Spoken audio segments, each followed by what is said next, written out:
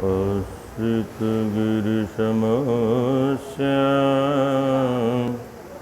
त्वज्जलं सिन्धुपात्रे सुरतरुवर्षाखा लेखिने पत्रमुर्विं लिखति अधिगृहीत्वा शारदा सर्वकालं तदपि तव गुणानामीश परं नयाति। माता रामो मत्पिता रामचन्द्रः स्वामी रामो मत्सखा रामचन्द्रः सर्वस्वमेव दयालुर्नान्यं जाने नैव जाने न जाने। वंशी विभूषितकरा नवनीरदाभान्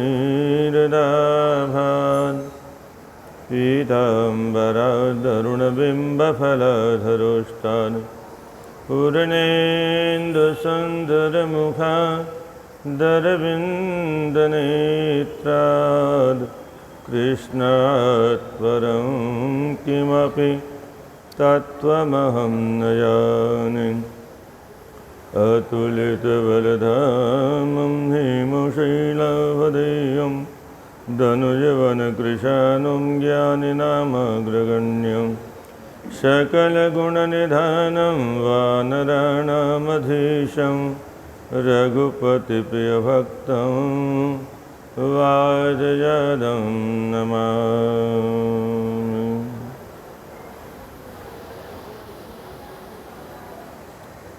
नमः शिवाय भोले नमः शिवाय हर हर भोले नमः शिवाय। नमः शिवाय भोले नमः शिवाय हर हर भोले नमः शिवाय। नमः शिवाय भोले नमः शिवाय हर हर भोले नमः शिवाय। विश्वेश्वराय भोले विश्वेश्वराय हर हर भोले नमः शिवाय। डमरूधराय भोले डमरूधराय हर हर भोले नमः शिवाय। नमः शिवाय भोले नमः शिवाय हर हर भोले नमः शिवाय। घुसमेश्वराय भोले घुसमेश्वराय हर हर भोले नमः शिवाय। महाकालेश्वराय भोले महाकालेश्वराय हर हर भोले नमः शिवाय। नमः शिवाय भोले नमः शिवाय हर हर भोले नमः शिवाय।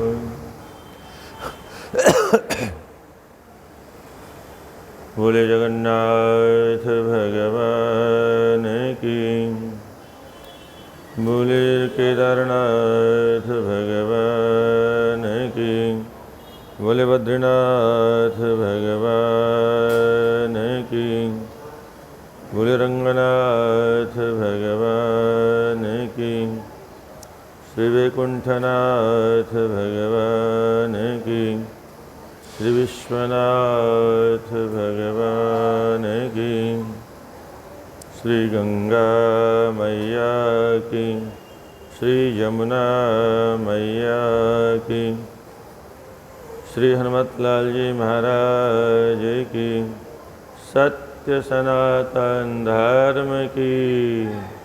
नमः पार्वती पदे हर हर महादेव। भगवान की असीम अनुकंपा से साक्षात मुक्ति प्रदायिनी लोक से इतर भगवान भोलेनाथ की त्रिशूल पर विराजमान इस परम पावन काशी नगरी में, ज्ञान की अद्वितीय नगरी में बैठ कर के हम आप माँ गंगा के सानिध्य में, लक्ष्मी नारायण भगवान की सन्निधि में और साक्षात शिवावतार हरमतलाल जी महाराज की कृपा की छाया में बैठ कर के साक्षात भगवान भोलेनाथ की स्वरूपभूत शिव पुराण के माध्यम से समाज में व्याप्त विविध समस्याओं का समाधान खोजने का प्रयास कर रहे हैं। कल चर्चा चल रही थी भगवान की विवाह के लिए सब देवता लोग भोले बाबा पर दबाव बना रहे थे और उसके बाद में भगवान भोलेनाथ ने स्वीकृति प्रदान की और फिर ब्रह्मा जी को जब सब वापस चले गए, किमकार से सुर ज्येष्ठ सत्यर्थे त्वत्सुतः क्षमां कथयस्व यथा स्वान्त निर्दीर्येन मन्मथे नहि। भगवान ने पूछा, कौन ऐसी जगत में शक्ति है जो मेरे साथ में मेरी पत्नी के रूप में रहने की सामर्थ्य रखती है, मेरे तेज को धारण करने की सामर्थ्य रखती है और कदा मेरे अनुकूल हो, अगर अनुकूल नहीं होगी तो मैं उसका त्याग कर दूंगा आदि आदि। तो ब्रह्मा जी कहते हैं, भगवान ये सारी व्यवस्था हम कर चुके हैं। दक्ष प्रजापति की कन्या आपकी तपस्या कर चुकी है और आपने वरदान भी दे दिया है। तो भगवान ने कहा, एक काम करो, मैं अवश्य जाऊंगा, पर उसके पूर्व एक बार तुम स्वयं जा करके दक्ष प्रजापति की क्या योजना है मुझे बताओ। सबको बुलाया भगवान ने, सारे देवता आ गए तैयारी करके बारात की। सारे यक्ष किन्नर गंधर्व सिद्ध चारण भगवान विष्णु समागतस्तूर्णम स्मृतो रुद्रेण सेवराड सहस्वसैन्य कमलया गरुडारूढ़ एव च। गरुड़ पर आरूढ़ होकर के भगवान वैकुंठनाथ पधारे। सब अपने अपने गणों के साथ में मार्ग में महान उत्सव होता जा रहा है। गजगो व्याघ्र सर्पाश जटा चंद्रकला तथा जगमु सर्वे भूषणत्वं यथा योग्यम से वीक्षया। भोले बाबा ने गज चर्म धारण कर रखा है,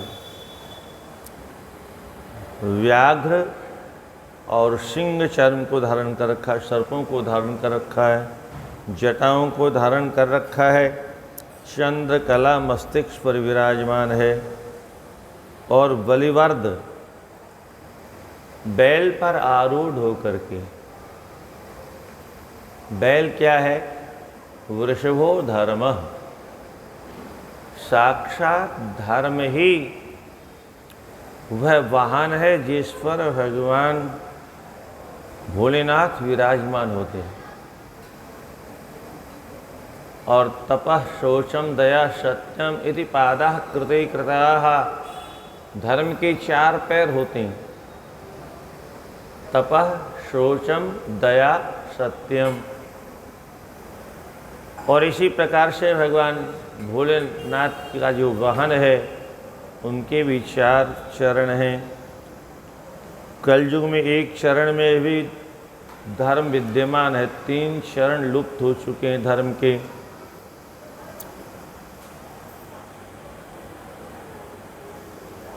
ब्रह्मा जी को भेजा, भगवान ने ब्रह्मा जी पहुँचे दक्ष प्रजापति के यहाँ। दक्ष प्रजापति ने स्वागत किया ब्रह्मा जी का, दिव्य आसन विराजमान होने के लिए दिया। और उसके बाद में ब्रह्मा जी ने अपने पुत्र से संकेत किया, पुत्र स्नेहात कार्यवशाद अथवा लोक कारकः ममाश्रमं समायातो हृष्टस्य तव दर्शनात्। हे पिताजी, आप अपने कार्य से आए हैं अथवा मेरे कार्य से आए हैं अथवा समाज का कोई कार्य ऐसा आ गया जिसके कारण से आप यहाँ पधारे। मेरा अहोभाग्य है आप पधारे, आप आज्ञा करो। ब्रह्मा जी कहते हैं तुम्हारे और तुम्हारी पुत्री के हित के लिए आया हूँ।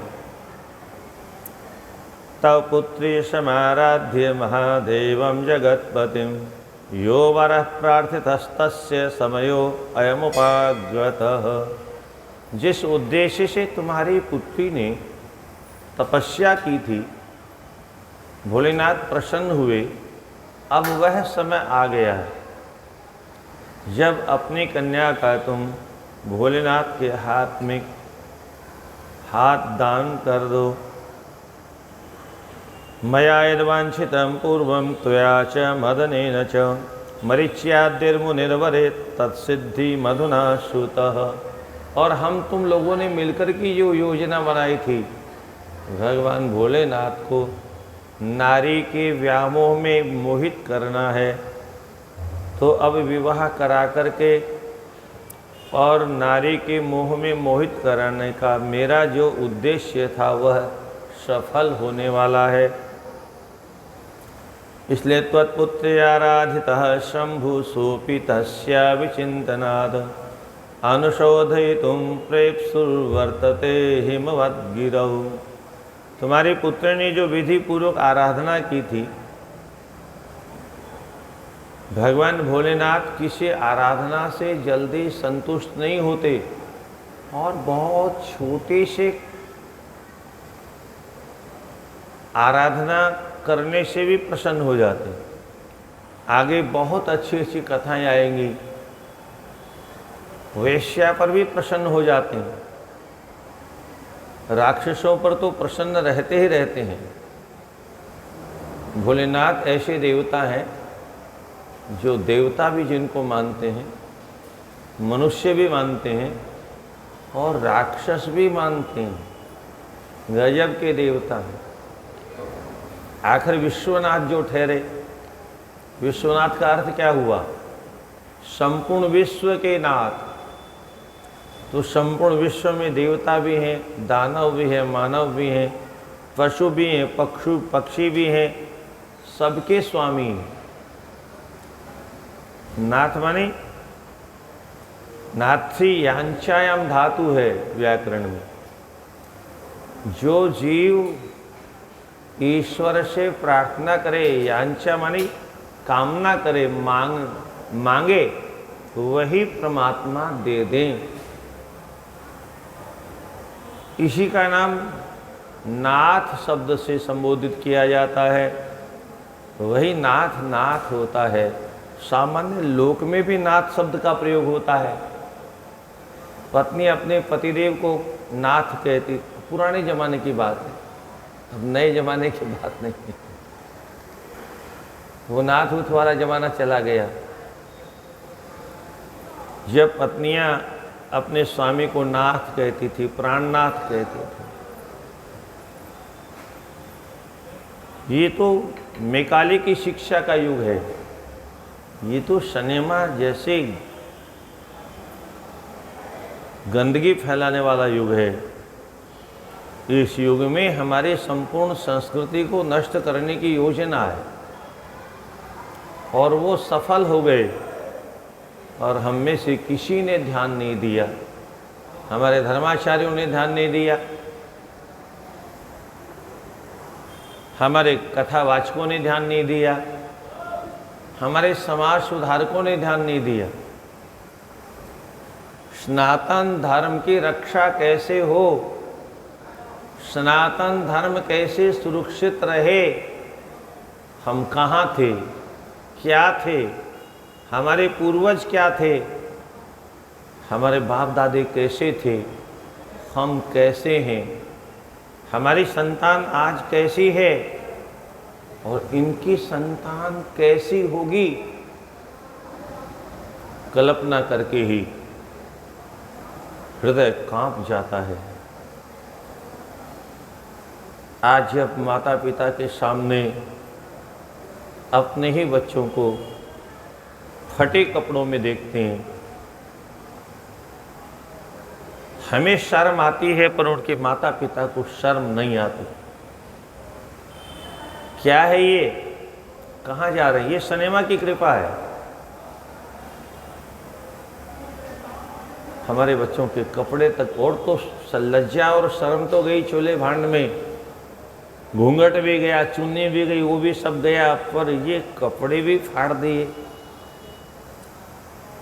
अभी भी सावधान हो जाओ, नंगेपन में कुछ नहीं रखा है।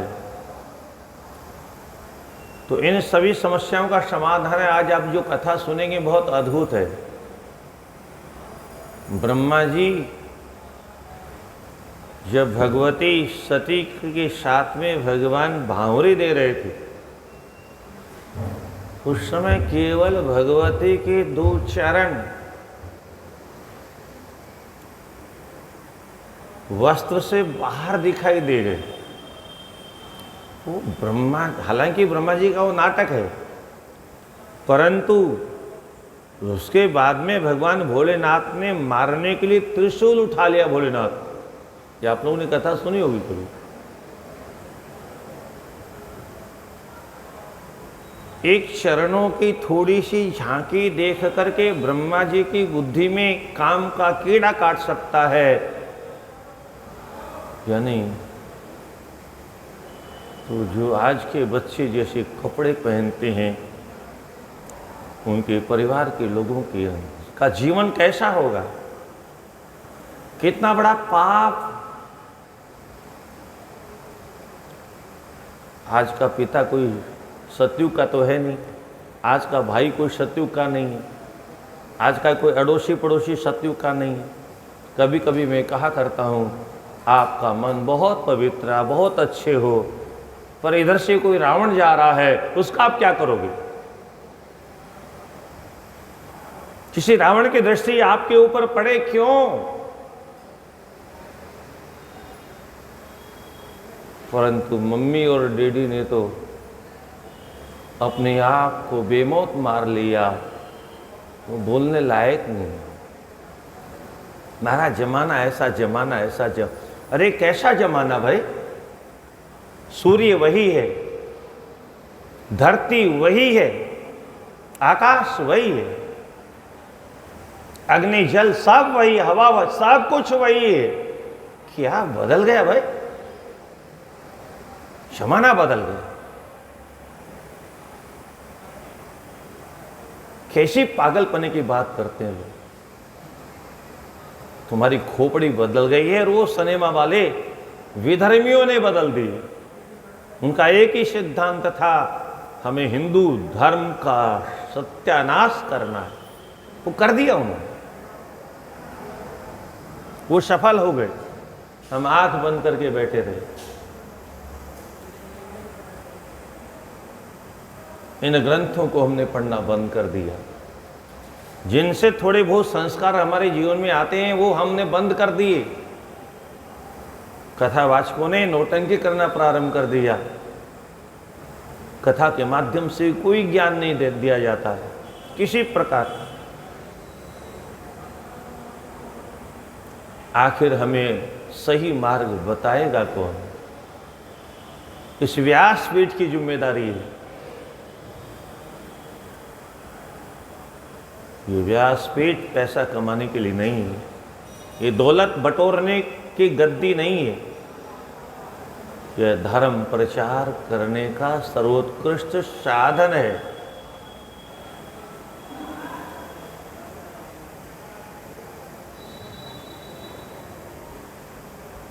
ब्रह्मा जी कहते हैं तव पुत्री समाराध्य महादेवम जगतपतिम जो वरः पार्थितस्तस्य, जिसके लिए तुम्हारी पुत्री ने तपस्या की थी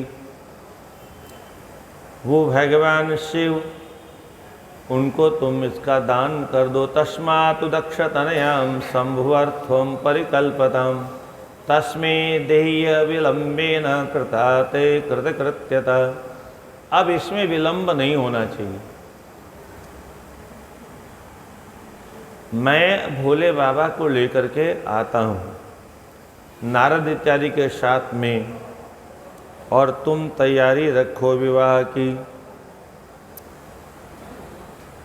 इस प्रकार से ब्रह्मा जी की आज्ञा मान करके हाँ में हाँ स्वीकृति प्रदान करके, और उसके बाद में देवताओं के साथ में लेकर के भगवान भोलेनाथ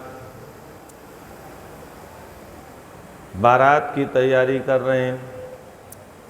सभी बारात में जाने को तैयार हैं। गमिष्ये भवता सार्धम नारदेन च तद्गृहम् अहमेव जगत्श्रेष्ठम तस्मात् त्वं नारदं स्मर। नारद को बुलाओ ब्रह्मा। नारद जी सबको न्योता दे के आएंगे। नारद जी को क्यों बुलाया? नारद जी मन की गति से दौड़ लगाते हैं। जो काम हजारों वर्षों में भी संभव नहीं, वो नारद जी चुटकी में करके आ जाते। कोई विमान का खर्चा नहीं होता, कोई ड्राइवर का खर्च नहीं होता, ऐसे संवाददाता हैं। फ्री में तीनों लोगों का तीनों लोगों में संवाद समाचार आदान प्रदान करना। आज का ताजा समाचार, आज का ताजा समाचार कहीं से प्राप्त करना हो, नारद जी मिल जाए आप पूछ लो। नारद जी का फ़ोन नंबर हो तो आप पूछ सकते हो। अभी बहुत ऊंची बातें हैं, नारद जी से बात करने का अवसर सबको उपलब्ध नहीं हो सकता। नारद जिसके बारे में लोग ऐसा मानते हैं कि वो तो लड़ाने वाले थे, यहाँ भी ऐसी कथाएं आएंगी, आपको लगेगा नारद जी लड़ाते थे। यहाँ स्पष्ट लिखा है नारद जी ने कहाँ जाके क्या क्या कहा। परंतु ये भगवत इच्छा, प्रभु की इच्छा से नारद जी जो भी करते थे वो करते थे, अपनी इच्छा से कुछ नहीं। नारद जी नहीं, हमारे जितने भी ऋषि महर्षि प्राचीन काल में थे वो प्रभु की इच्छा से ही सब कुछ करते थे। उतना ही नहीं, हमारे बाप दादे ये विदेशों के आने से पहले सब वही करते थे। आप कहोगे उनको कौन भगवान आदेश देते थे? अरे उनको शास्त्र आदेश देता था। वो वही करते थे जो शास्त्रों में जिसका वर्णन किया गया। शास्त्र विरुद्ध आचरण नहीं करते थे। तो शास्त्र विरुद्ध जो आचरण नहीं करता है वो भगवान के आदेश का ही पालन करता हुआ भगवत इच्छा का अनुपालन करता है। वो भगवान की ही सेवा करता है, वो भगवान को ही प्रसन्न करता है अपने कर्मों के द्वारा। तज्जन्मतानि कर्माणि तद आयु तन्मनांसि च। नारद जी कहते हैं वही मनुष्य का जन्म सफल जन्म है जिस जन्म में भगवत सेवा की जा सके। वही बुद्धि बुद्धि है, वही मन मन है, वही इंद्रियां इंद्रियां हैं जो भगवत सेवा में लग सकें। मनुष्य का वही जन्म और वही इंद्रियां श्रेष्ठ हैं जो अपने इन इंद्रियों से भगवान को प्रसन्न कर सके।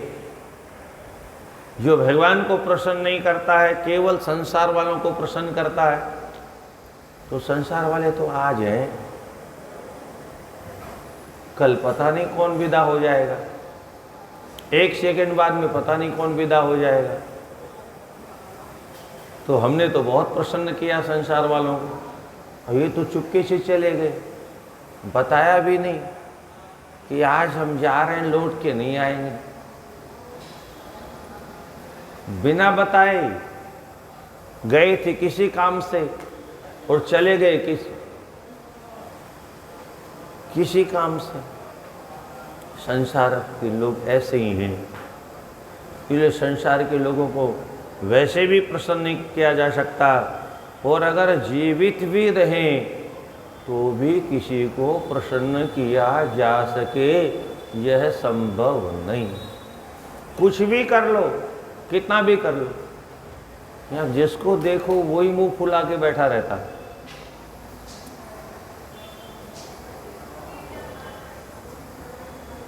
क्या करें दुनिया वाले खुश हो जाएं? असंभव, क्योंकि संसार वालों की एक कामना तो है नहीं। एक कामना हमने पूरी कर दी, तब तक दूसरी कामना पैदा हो गई, दूसरी कामना पूरी की, तीसरी कामना पैदा हो गई। अरे हम अपने को प्रसन्न नहीं कर सकते, हमारा मन हमसे कभी प्रसन्न नहीं हुआ, हमारी इंद्रियां हमारे व्यवहार से कभी खुश नहीं हुई, क्योंकि हम जो भी कुछ करते हैं वो अपूर्ण करते हैं, क्योंकि हम अपूर्ण हैं।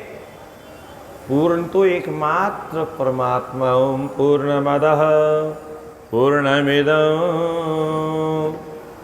पूर्णात् पूर्णमुदच्यते पूर्णस्य पूर्णमादाय पूर्णमेवावशिष्यते। वो परमात्मा ही एकमात्र पूर्ण थे, पूर्ण है। पूर्ण में से पूरा का पूरा निकल जाए तब भी पूरा बचता है। संसार में सब अपूर्ण है। आज तक जितने भी दुनिया में पैदा हुए, किसी की कामना पूरी हुई ही नहीं, किसी की भी नहीं हुई। बड़े बड़े बड़े बड़े बड़े बड़े आए और चले गए बिना कामना पूरी की। तो हम तो एक मच्छर जितने भी नहीं है उनके सामने। हमारी कामना पूरी कैसे होगी? इसलिए संसार में जिसकी कामना पूरी हो नहीं सकती, उसको प्रसन्न करना असंभव था, असंभव है, असंभव रहेगा।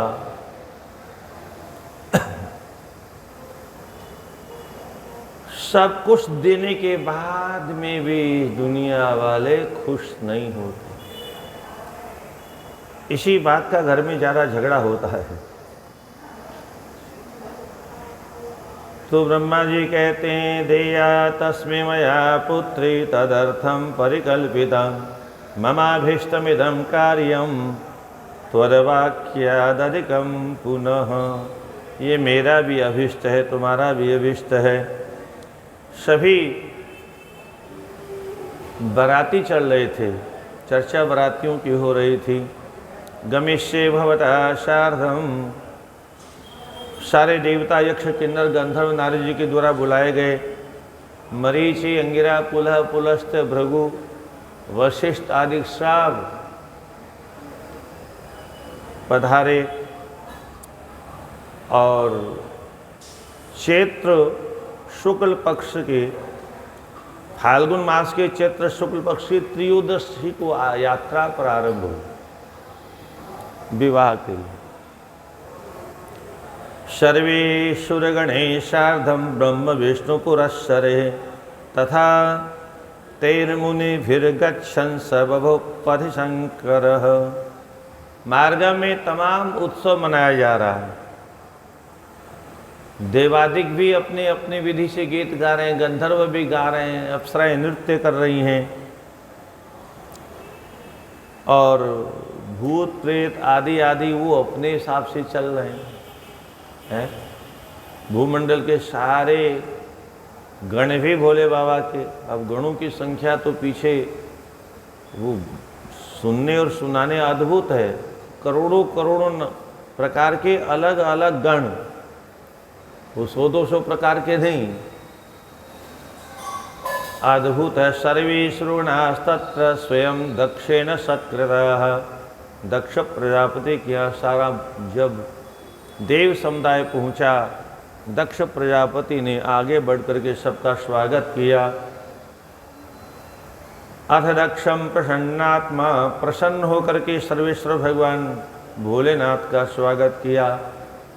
पादयो पाद्यम समर्पयामि, हस्तयो अर्घ्यम समर्पयामि, मुखे आचमनीयम, सर्वांगे स्नानियम, जलम समर्पयामि, आदि आदि सब अंग राग इत्यादि देने के बाद कृत्वा यथोचितां पूजां तेषां पूज्यादिभिस्ततः चकार संविदं दक्षो मुद्भिर्मानसै पुनः।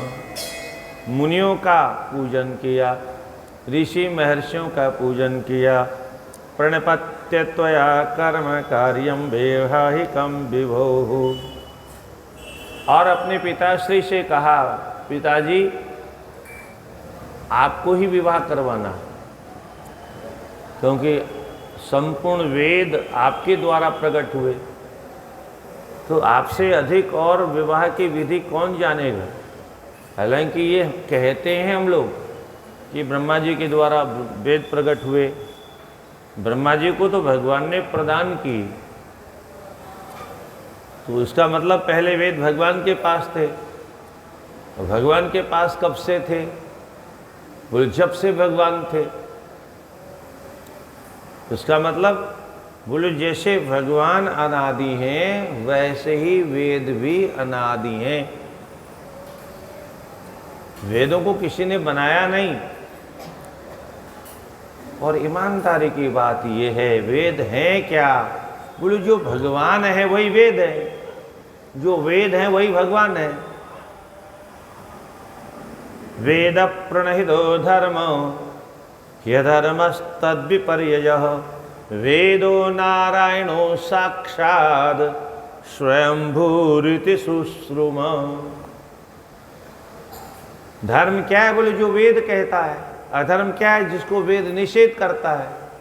बोले वेद कौन है, कहाँ से आए? बोले वेदो नारायण साक्षात, वेद साक्षात भगवान नारायण हैं। बोले नारायण कहाँ से आए?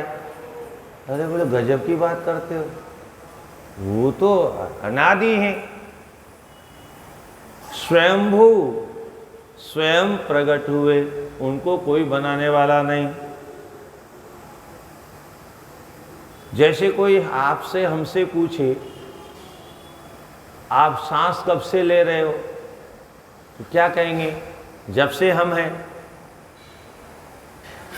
माँ के पेट में भी सांस लेते थे, अन्य किसी योनि में जाएंगे वहाँ भी सांस लेंगे। तो सांस हमारे साथ में ही पैदा हुआ, हमारे साथ में ही जाएगा, जहाँ जाएंगे वहाँ सांस लेंगे। सांस कभी हमारा साथ छोड़ता नहीं। ऐसे ही भगवान का जो श्वास है वही वेद है। जब खर्राटा लेकर के भगवान शयन करते हैं, शयन नहीं करते, भगवान अपनी योग निद्रा में विराजमान होकर के अपने ही स्वरूप का दिव्यानंद लेते हैं, अपने ही स्वरूप का ध्यान करते हैं। और इसका एक और भावार्थ ये है, हम सबको भी कहते हैं जब मैं ध्यान कर रहा हूं तो तुम ध्यान क्यों नहीं कर रहे हो? तुम भी ध्यान करो। दुनिया का ध्यान नहीं, मेरा ध्यान। तो भगवान यस्य निश्वसितो वेदाः, जिसकी श्वास भूत वेदवांग में है, तो वेदों का ज्ञान ब्रह्मा जी को तेने ब्रह्म हृदय आदि कवये, आदि कवि ब्रह्मा जी को भगवान ने अपने संपूर्ण वेदों का ज्ञान दिया। इसलिए वेदों में जो भी कुछ वर्णन है ब्रह्मा जी से ज़्यादा कौन जानेगा। आप विवाह की विधि का संपादन करें।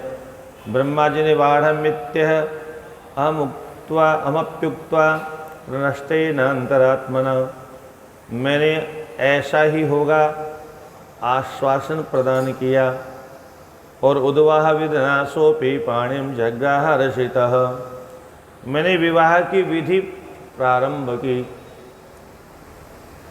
कन्या के पिता से संकल्प करवाया, कन्यादान का संकल्प। और भगवान भोलेनाथ ने उस दान के संकल्प को स्वीकार किया। कन्यादान लेने के बाद में फिर प्रायश्चित स्वरूप गौदान किया भगवान भोलेनाथ ने। गौदान विवाह में आज भी होता है। पंडित जी कहते हैं गौदान में कुछ दे दीजिए, तो वो 150-200 रुपये दे करके गौदान कर देते हैं। अब उतने में तो गौदान होता नहीं। अच्छा, जो पंडित जी लेते हैं उनको भी सोचना चाहिए, चलो 100-200 रुपये आपने गौदान के नाम से लिए, पर उसको घर में प्रयोग नहीं करना। अगर गाय घर में है तो उसे खिलाना, अगर गाय घर में नहीं है तो उस पैसे को कभी उपयोग में नहीं लेना, क्योंकि वो पैसा पचेगा नहीं। गौ माता का नाम का है, उसको पचाने के सामर्थ्य परमात्मा में भी नहीं। गाय का हिस्सा कोई खाएगा तो अनर्थ हो जाएगा। आज लोग खाते हैं, ठीक है, खाने दीजिए उनको, उन्हें पता नहीं हम कौन से नरक में जाएंगे और भविष्य में हमारी औलाद कैसी होगी। तो तुम्हें पिंडदान भी नहीं करेगी, तर्पण भी नहीं करेगी तुम्हारा। बिलबिलाते रहना, छटपटाते रहना। कोई गया जी लेके नहीं जाएगा, कोई गोदान नहीं करेगा, कोई गंगा जी नहीं पहुंचाएगा, कोई काशी नहीं पहुंचाएगा, क्योंकि जैसे तुम जैसा खाए अन्न वैसा हो मन।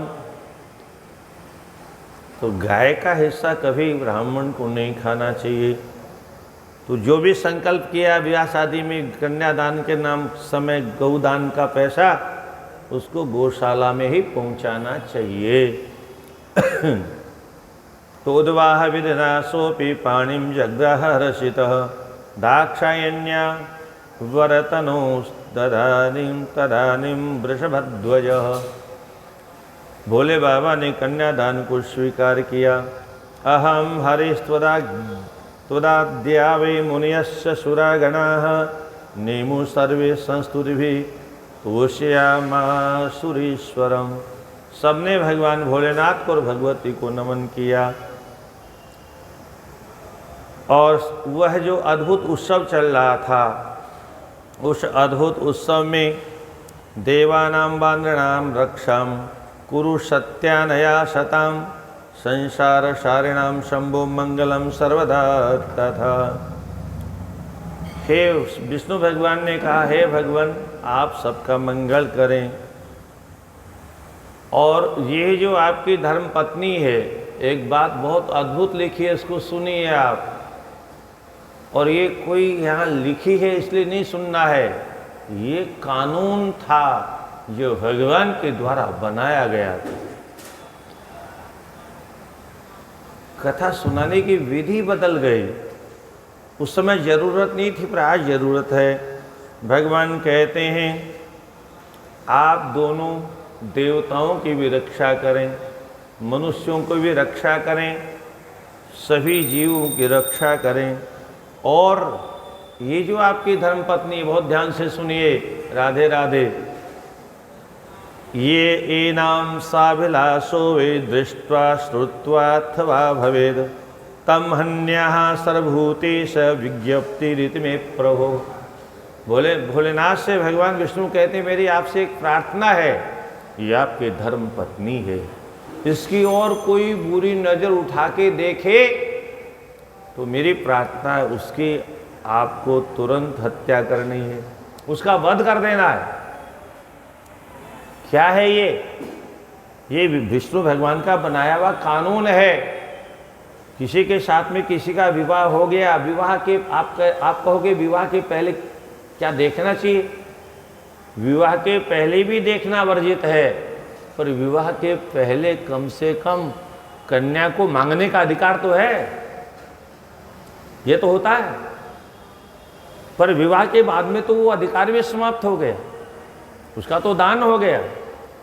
अब जिसका दान हो गया उसकी और कोई बुरी नज़र से देखे तो विष्णु भगवान कहते ये नाम साभिलाषो वे दृष्ट्वा श्रुत्वा अथवा भवेत।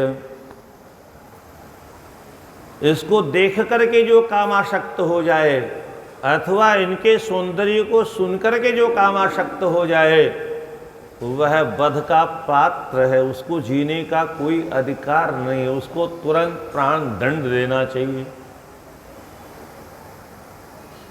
अगर इन नियमों का पालन होता हमारे देश में, अगर ये सब पढ़ाया जाता तो आज हमारा समाज कैसे बिगड़ता। कह भी नहीं हमारे शास्त्रों का हमें पढ़ाया जाता, इसलिए सारा अनर्थ हो रहा है। स्वस्थानम हरिरागत्य स्थित आसेन मनीश्वर उत्सवम कार्यामाश जुगोपचरितम च तत्। और उसके बाद भावरी प्रारंभ हुई। अब बहुत ध्यान से सुनिएगा आप। प्रदक्षिणां प्रकुर्वन्त्या वहने सत्य पदद्वयम् आविर्बहुव वसनात् तत्तद् द्राक्षमहं मुने। ये कौन सुना रहा है राधे राधे? ये एक पिता अपने बेटे से सुना रहा है। पिता मतलब ब्रह्मा जी, पुत्र मतलब नारद जी। कथा कौन सुना रहा है? नारद जी को ब्रह्मा जी सुना रहे हैं। और यहाँ जो सुना रहे हैं आज का बाप सुना नहीं सकता। हर हर महादेव शंभो काशी विश्वनाथ गंगे। हर हर महादेव शंभो काशी विश्वनाथ गंगे। हर हर महादेव शंभो काशी विश्वनाथ गंगे। हर हर।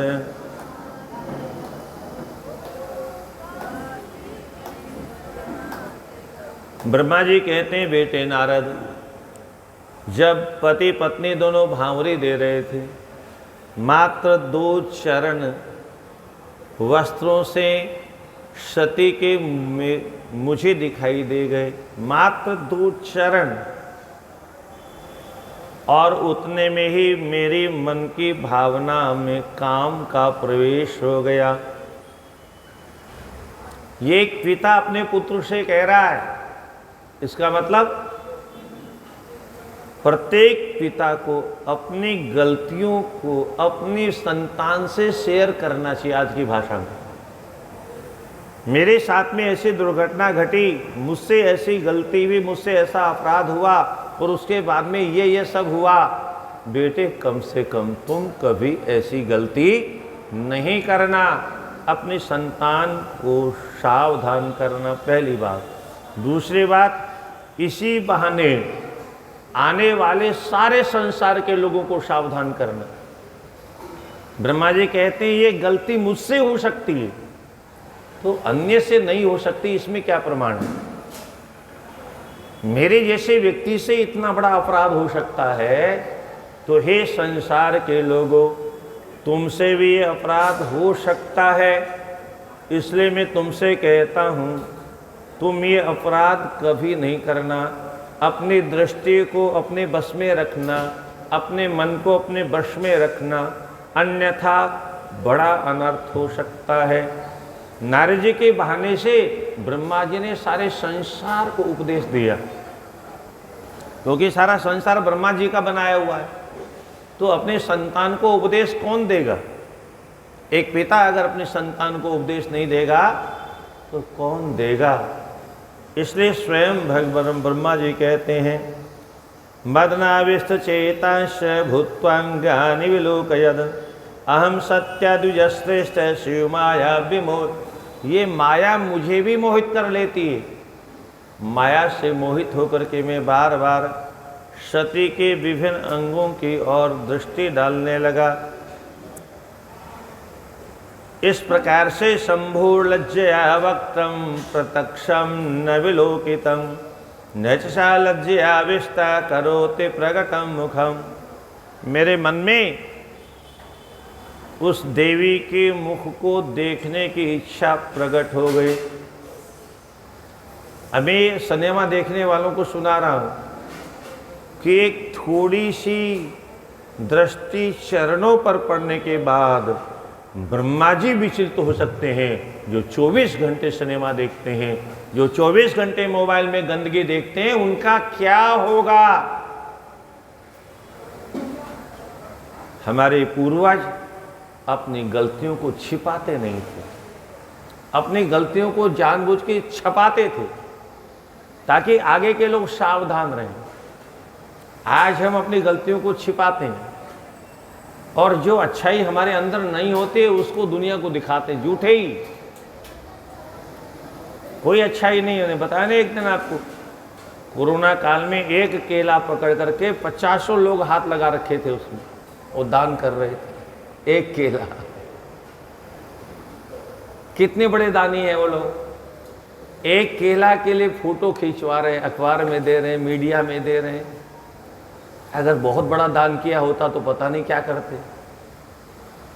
तो जो हम दानी नहीं हैं वो तो हम दुनिया को दिखाते हैं, जो धर्मात्मा हम हैं नहीं, पर दुनिया को दिखाते हैं कि पता नहीं कितने बड़े धर्मात्मा।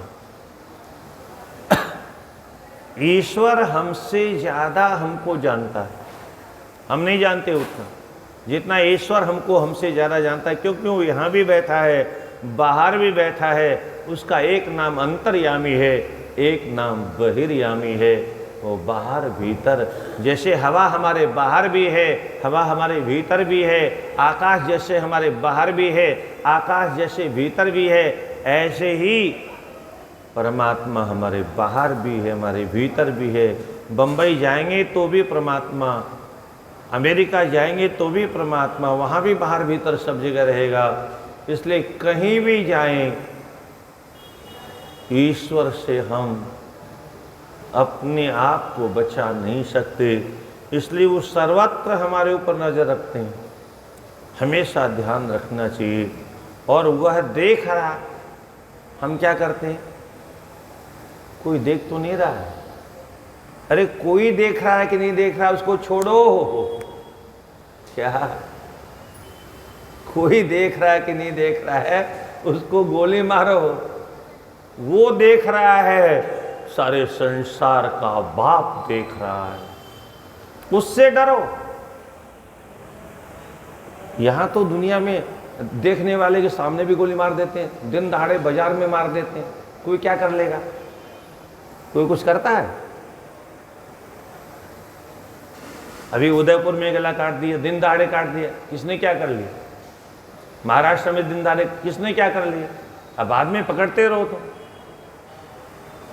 परंतु उन्होंने जो जघन्य कृत्य किया उसका दंड कैसा होना चाहिए इसका निर्धारण तो तुम कर नहीं सकते। ज्यादा से ज्यादा क्या करोगे? जेल में फांसी दे दोगे, उससे क्या होगा? क्या होगा उससे? ऐसे लोगों को तो चौराहे पर कोई भी ऐसा अपराध करे ताकि लोगों को पता तो चले। और हमारे यहां तो एक चित्रवध होता है, चित्रवध। वो चित्रवध की प्रक्रिया क्या है? एक दिन इतना काटो, दूसरे दिन इतना काटो, तीसरे दिन इतना, चौथे दिन इतना, फिर पांचवें दिन इतना, फिर ऐसे करके थोड़ा थोड़ा थोड़ा थोड़ा।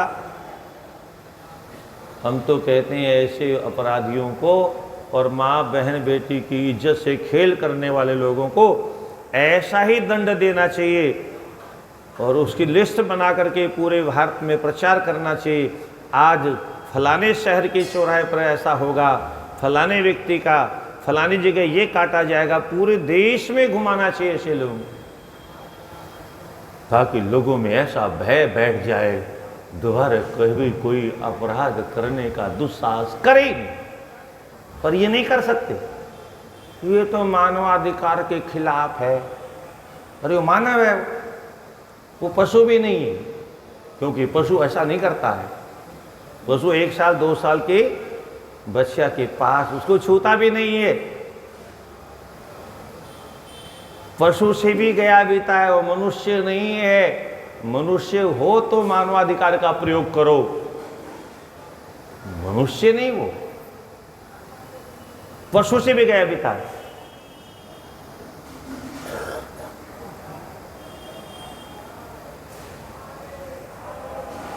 बहुत सी बातें हैं जो सज्जनों इस मन से बोलने लायक नहीं, अन्यथा है बहुत कुछ हम लोगों के पास में, पर सुनने वाला कोई नहीं। थोड़ी बहुत बात इधर उधर की होती है तो बहुत से लोग मंच पर भी कह देते हैं, महाराज आपको कथा से मतलब, आप दुनिया की बातें। अरे दुनिया को हम सही मार्ग नहीं बताएंगे तो कौन बताएगा भाई? इन शास्त्रों के माध्यम से, इन शास्त्रों की व्याख्या हम नहीं करेंगे व्यास गद्दी पर तो कौन करेगा? समाज जो हमारा भटक गया है तो उसको दोबारा संगठित कौन करेगा? इसलिए ब्रह्मा जी कहते हैं, जो ही मेरी दृष्टि पड़ी, मैं विविध रूप में जब देखने लगा शक्ति के अंगों को, उसी समय भोलेनाथ को ये सब ज्ञात हो गया और भोले बाबा ने तुरंत त्रिशूल उठा लिया कि मैं तद्विहितं पाप त्वया कर्म विगर्हितं विवाहे मम कांताय वक्त्रं द्रष्टुम नुरागतः। अरे पापी, तुमने मेरी धर्म पत्नी की ओर आंख उठा के देखने का दुस्साहस कैसे किया? त्वं वेत्सि शंकरेणे दत्त कर्म ज्ञातं न किंचन त्रिलोक्येऽपि न मे ज्ञातं गूढ़ं तस्मात् कथं विधे। अरे मूर्ख, तुमने क्या समझ लिया? मुझे कुछ ज्ञात नहीं होता। त्रिलोकी में जो कुछ होता है वो सब मुझे मालूम होता है। क्या कहा भगवान ने? तुमने क्या क्या, इसकी बात छोड़ो। तीनों लोकों में कब, कौन, कहाँ, किस लिए, किस उद्देश्य से कब करता है, वो सब मुझे मालूम होता है। इसका मतलब हम सब संसार में जो जो कुछ करते हैं ईश्वर को सब मालूम। ईश्वर की बात छोड़िए, ईश्वर ने जो ये देवता लगा रखे हैं हमारे पीछे, सूर्य हमको देखते हैं, चंद्रमा हमको देखते हैं, अग्नि हमको देखती है, जल हमको देखता है, वायु हमारे कर्मों को देखते हैं। ये कहीं बाहर से नहीं आते, ये तो हमारे भीतर ही हैं। क्या इनको कहीं से आना जाना नहीं पड़ता? हवा हमारे भीतर है कि नहीं? तो पवन देवता है कि नहीं? तो देवता हमारे भीतर देख रहा है कि नहीं देख रहा है? हमारे बाहर भी चिपका हुआ सब जगह। कौन सा ऐसा अंग है जिसमें हवा नहीं चिपकी हुई है? कौन सा शरीर का ऐसा हिस्सा है जिसमें गर्मी, आग नहीं है? हैं? आपके शरीर में आग है? जलते क्यों नहीं हो? आग है भी, व्यवस्था है आग की, और ईश्वर की व्यवस्था कैसी? जितनी आग की जरूरत है शरीर को उतनी आग, उससे थोड़ी सी ज़्यादा हो जाए, अरे 104 बुखार, पूरी जल्दी पट्टी लगाओ ठंडी, डॉक्टर को बुलाओ, ब्रेन हेमरेज हो जाएगा। थोड़ी सी भी ज़्यादा तापमान बढ़ जाए, बीमारी हो जाए। हवा हमारे आपके भीतर है। ये सारे देवता हमारे कर्मों को हमेशा देखते रहते हैं। इनसे हम कैसे बचेंगे? कोई नहीं देख रहा है, ये तो हमने देख लिया। और ये सारे देवता जो परमात्मा ने हमारे आगे पीछे लगा रखे हैं, हमारे बाहर भीतर सब जगह बैठे हुए हैं, इनसे हम कैसे बचेंगे? कौन बचाएगा? लोगों से बचने के लिए तो लोग तहखाने में काम कर लेते हैं, पर वो तो तहखाने में भी देख लेता है, और तहखाने वालों को भी कृष्ण जन्मभूमि पहुंचा देता है। तब पता चलता है, अरे हम तो सोचते थे हमको कोई नहीं जानता, वो तो सब जानता है?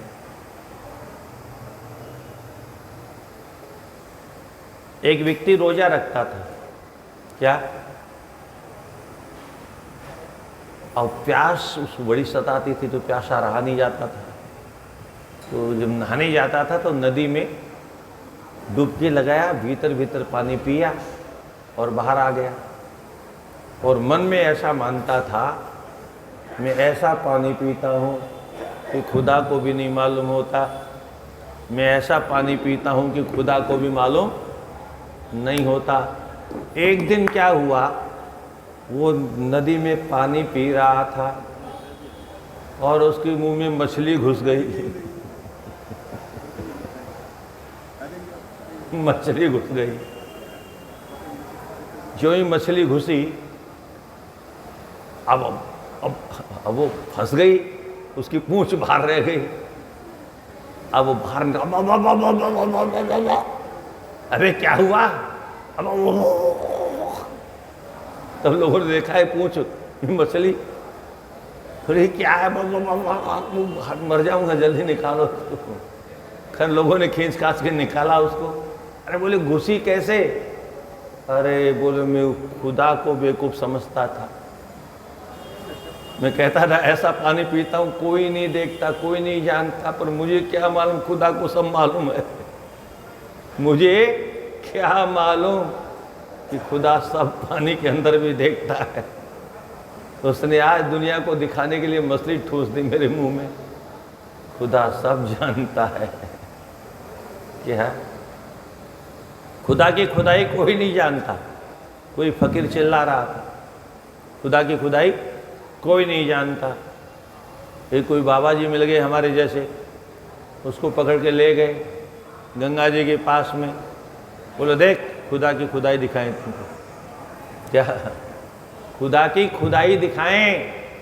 बोले देख खुदा की खुदाई हुई है, ये हमारे तुम्हारे बाप दादे ने नहीं खुदाई। जितनी नदियां हैं किसने खुदाई? खुदा की खुदाई हुई है। बद्रीनाथ जी में आप देखिए, केदारनाथ जी में देखिए, वो कम से कम 50 फुट 100 फुट नीचे गहरे में अलकनंदा बह रहे हैं। इतनी नीचे कैसे हो गई? नीचे नहीं थी पहले, पहले ऊपर ही बहती थी। और पत्थरों को काटते काटते काटते काटते पानी, अब पानी तो बहुत नरम होता है, पत्थर तो बहुत मजबूत होता है, पर नित्य प्रति के चलते चलते चलते ये बजरी कहाँ से आती है जो मकान बनते हैं? उन्हीं पत्थरों को जो पानी के द्वारा घर्षण होता है, टुकड़े टुकड़े होते रहते हैं, बजरी बन जाती है उन्हीं पहाड़ की। तो इतनी नीचा पानी चला गया, कब से बह रहा है, तो पत्थरों में इतने नीचे तक गड्ढा हो गया।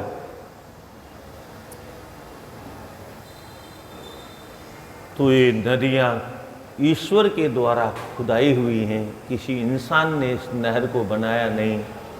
आज जो नहर बनाता है कोई मनुष्य बना लेता है, परंतु ये सब ईश्वर की अद्भुत व्यवस्था है। तो ब्रह्मा जी कहते हैं भगवान ने जो मुझे मारने का प्रयास किया, अब तो सारी सभा में कोलाहल हो गया, सारे देवता थर थर कांपने लग गए। देवता बोले देव देव महादेव 19 का 37।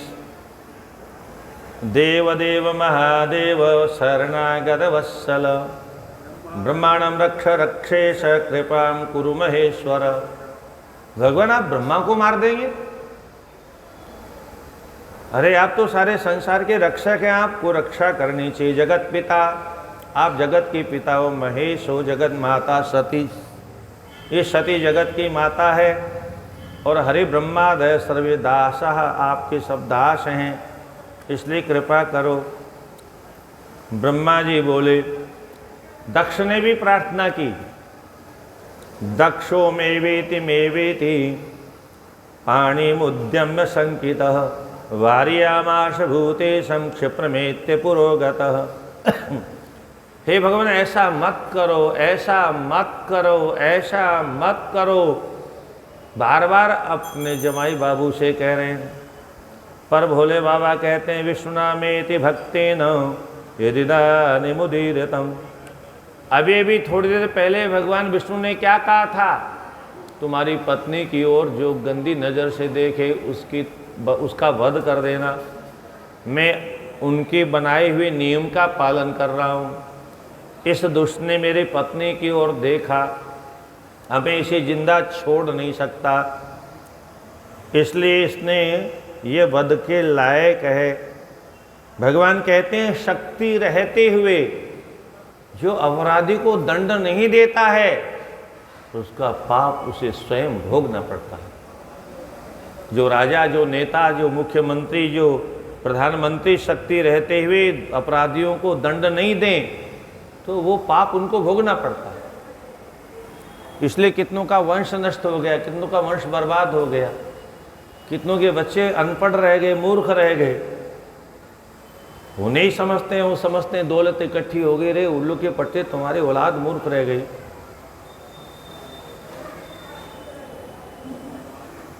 क्यों ऐसा हुआ? तुमने जो अपराध किया, तुम मालिक थे, तुमको किसी ने दंड कौन देगा? पर ऊपर वाला दंड देना जानता है। जिसको कोई नीचे वाला नहीं देता तो उसके लिए ऊपर वाला बैठा है। वो अदालत ऐसी है, वहाँ पर पक्षपात नहीं होता, वहाँ पर जातिवाद नहीं चलता, वहाँ पर पार्टीवाद नहीं चलता, वहाँ दौलतवाद भी नहीं चलता कि बड़ा धनी है तो इससे थोड़ा ब्रह्मा जी को बचाने के लिए विष्णु भगवान कहते हैं विधिम न जहि भूतेश स्रष्टारम जगताम प्रभु अयम शरणगतस्तेद्य शरणागत वत्सल। आप शरणागत वत्सल हो, ये आपकी शरण में है और आपको ये सृष्टि की रचयिता हैं, इनको नहीं मारना चाहिए। अहम ते ते प्रियो भक्तो भक्तराज इति रीतः विज्ञप्ते दे हृदय में मत्वा कृपा कुरु ममोपरि। अगर आप मुझे कुछ मानते हो, भगवान विष्णु कहते हैं, तो मेरी आपसे प्रार्थना है ब्रह्मा को आप प्राण दान दे दें। इसी ब्रह्मा जी ने इस सती को जन्म देने के लिए तपस्या की थी। ये तो नाटक जो किया, मैं कभी चर्चा आपको करूँगा, ये सारी व्यवस्था ब्रह्मा की हुई है। आपका जो विवाह हो रहा है, आदिशक्ति भगवती की तपस्या करके उनको प्रसन्न किया, उनको अवतार लेने के लिए बाध्य किया दक्ष प्रजापति के यहाँ, और फिर सारी व्यवस्था की। और आज आप इन्हीं को मारते हैं। तो हमको ये बताओ, अगर ब्रह्मा जी को मार देंगे तो सृष्टि कौन करेगा? सृष्टि की रचना कैसे होगी? तो भगवान भोलेनाथ कहते हैं इसकी चिंता मत करो। अहमेव प्रजा स्रक्षे सर्वा स्त्रिचरा अपि अन्यम स्रक्षे सृष्टिकरम अथवा वाहम स्वतेजसा। स्वयं में सृष्टि की रचना करूँगा। मेरे पास में जब ब्रह्मा को उत्पन्न करने की सामर्थ्य है तो या तो दूसरा ब्रह्मा उत्पन्न कर दूंगा या स्वयं सृष्टि करने का काम भी विभागी तो है। ये मैंने ब्रह्मा को बांटा था, अपने हाथ में ले लूंगा, स्वयं ये व्यवस्था करने लगूंगा। हत्वेनम विधिमेवाहम स्वपणम पूरियन कृतम सृष्टारमेकम सक्षामि नैवा निवारय मे क्षमा। मुझे आप मत रोको, मैं सब व्यवस्था कर लूँगा, पर अपराधी को दंड देना मेरा धर्म है, इसलिए मुझे दंड देने दो। और आपने जो कहा था बुरी नज़र से जो देखे उसका वध कर देना, मैं उसी का तो पालन कर रहा हूँ। तब भगवान विष्णु कहते हैं प्रतिज्ञा पूर्णम योग्यम परस्मिन् पुरुषे स्थिवै विचार्य स्वबद्धेश भवत्यात्मनि न प्रभो। महाराज, प्रतिज्ञा की पूर्ति दूसरे के साथ की जाती है। ब्रह्मा कोई दूसरे नहीं है। ब्रह्मा तो आप में, ब्रह्मा में और मुझ में कोई अंतर नहीं, हम तीनों एक ही हैं। और इसलिए अगर ब्रह्मा ने आपकी धर्म पत्नी की ओर देखा तो ब्रह्मा और आप में कोई अंतर नहीं, आपने ही देखा, ऐसा मान करके आप क्षमा कर दें, क्योंकि तीनों हम एक ही हैं। त्रयो देवा वयम शंभो त्वदात्मनः परा नहि एक रूपा न भिन्नाश्च तत्त्वतः सुविचारय। हम तीनों एक ही हैं, एक ही तीन रूप धारण करके काम करते हैं। अब वायु है, कभी ठंडी भी हो जाती है, कभी गर्म भी हो जाती है। वायु तो वही है, जल भी वही है। अग्नि पर रख दिया तो गर्म हो गया, नीचे रख दिया तो फिर ठंडा हो गया। उसका जो निज धर्म है वो तो शीतल है, पर वो संगति के कारण गर्म हो गया।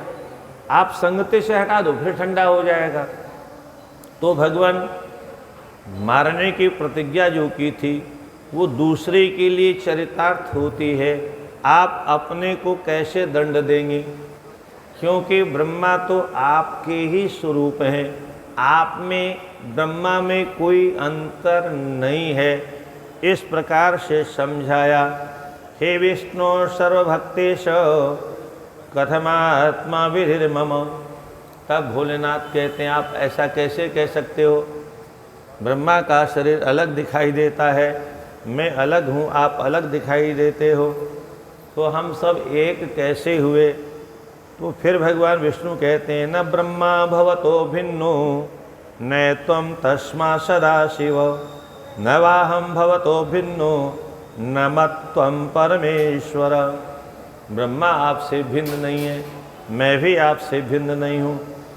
जो आप हैं वही मैं हूँ, जो मैं हूँ वही ब्रह्मा है। इसलिए आप तो सर्वज्ञ हो भगवान, आप सब जानते हो। इसलिए शिरोग्रीवोदिभेदेन यथेके कस्य वर्ष्मण अंगानि मे तथे सस्य तस्य भागत्रयं भरः। जैसे शरीर में कितने अंग हैं? सर किसका है? अपना। कान किसका है? अपना। हाथ किसका है? अपना। नाक किसका है? पैर किसके हैं? पेट सब अपना। एक ही है, पूरा मिलाकर के एक रूप है।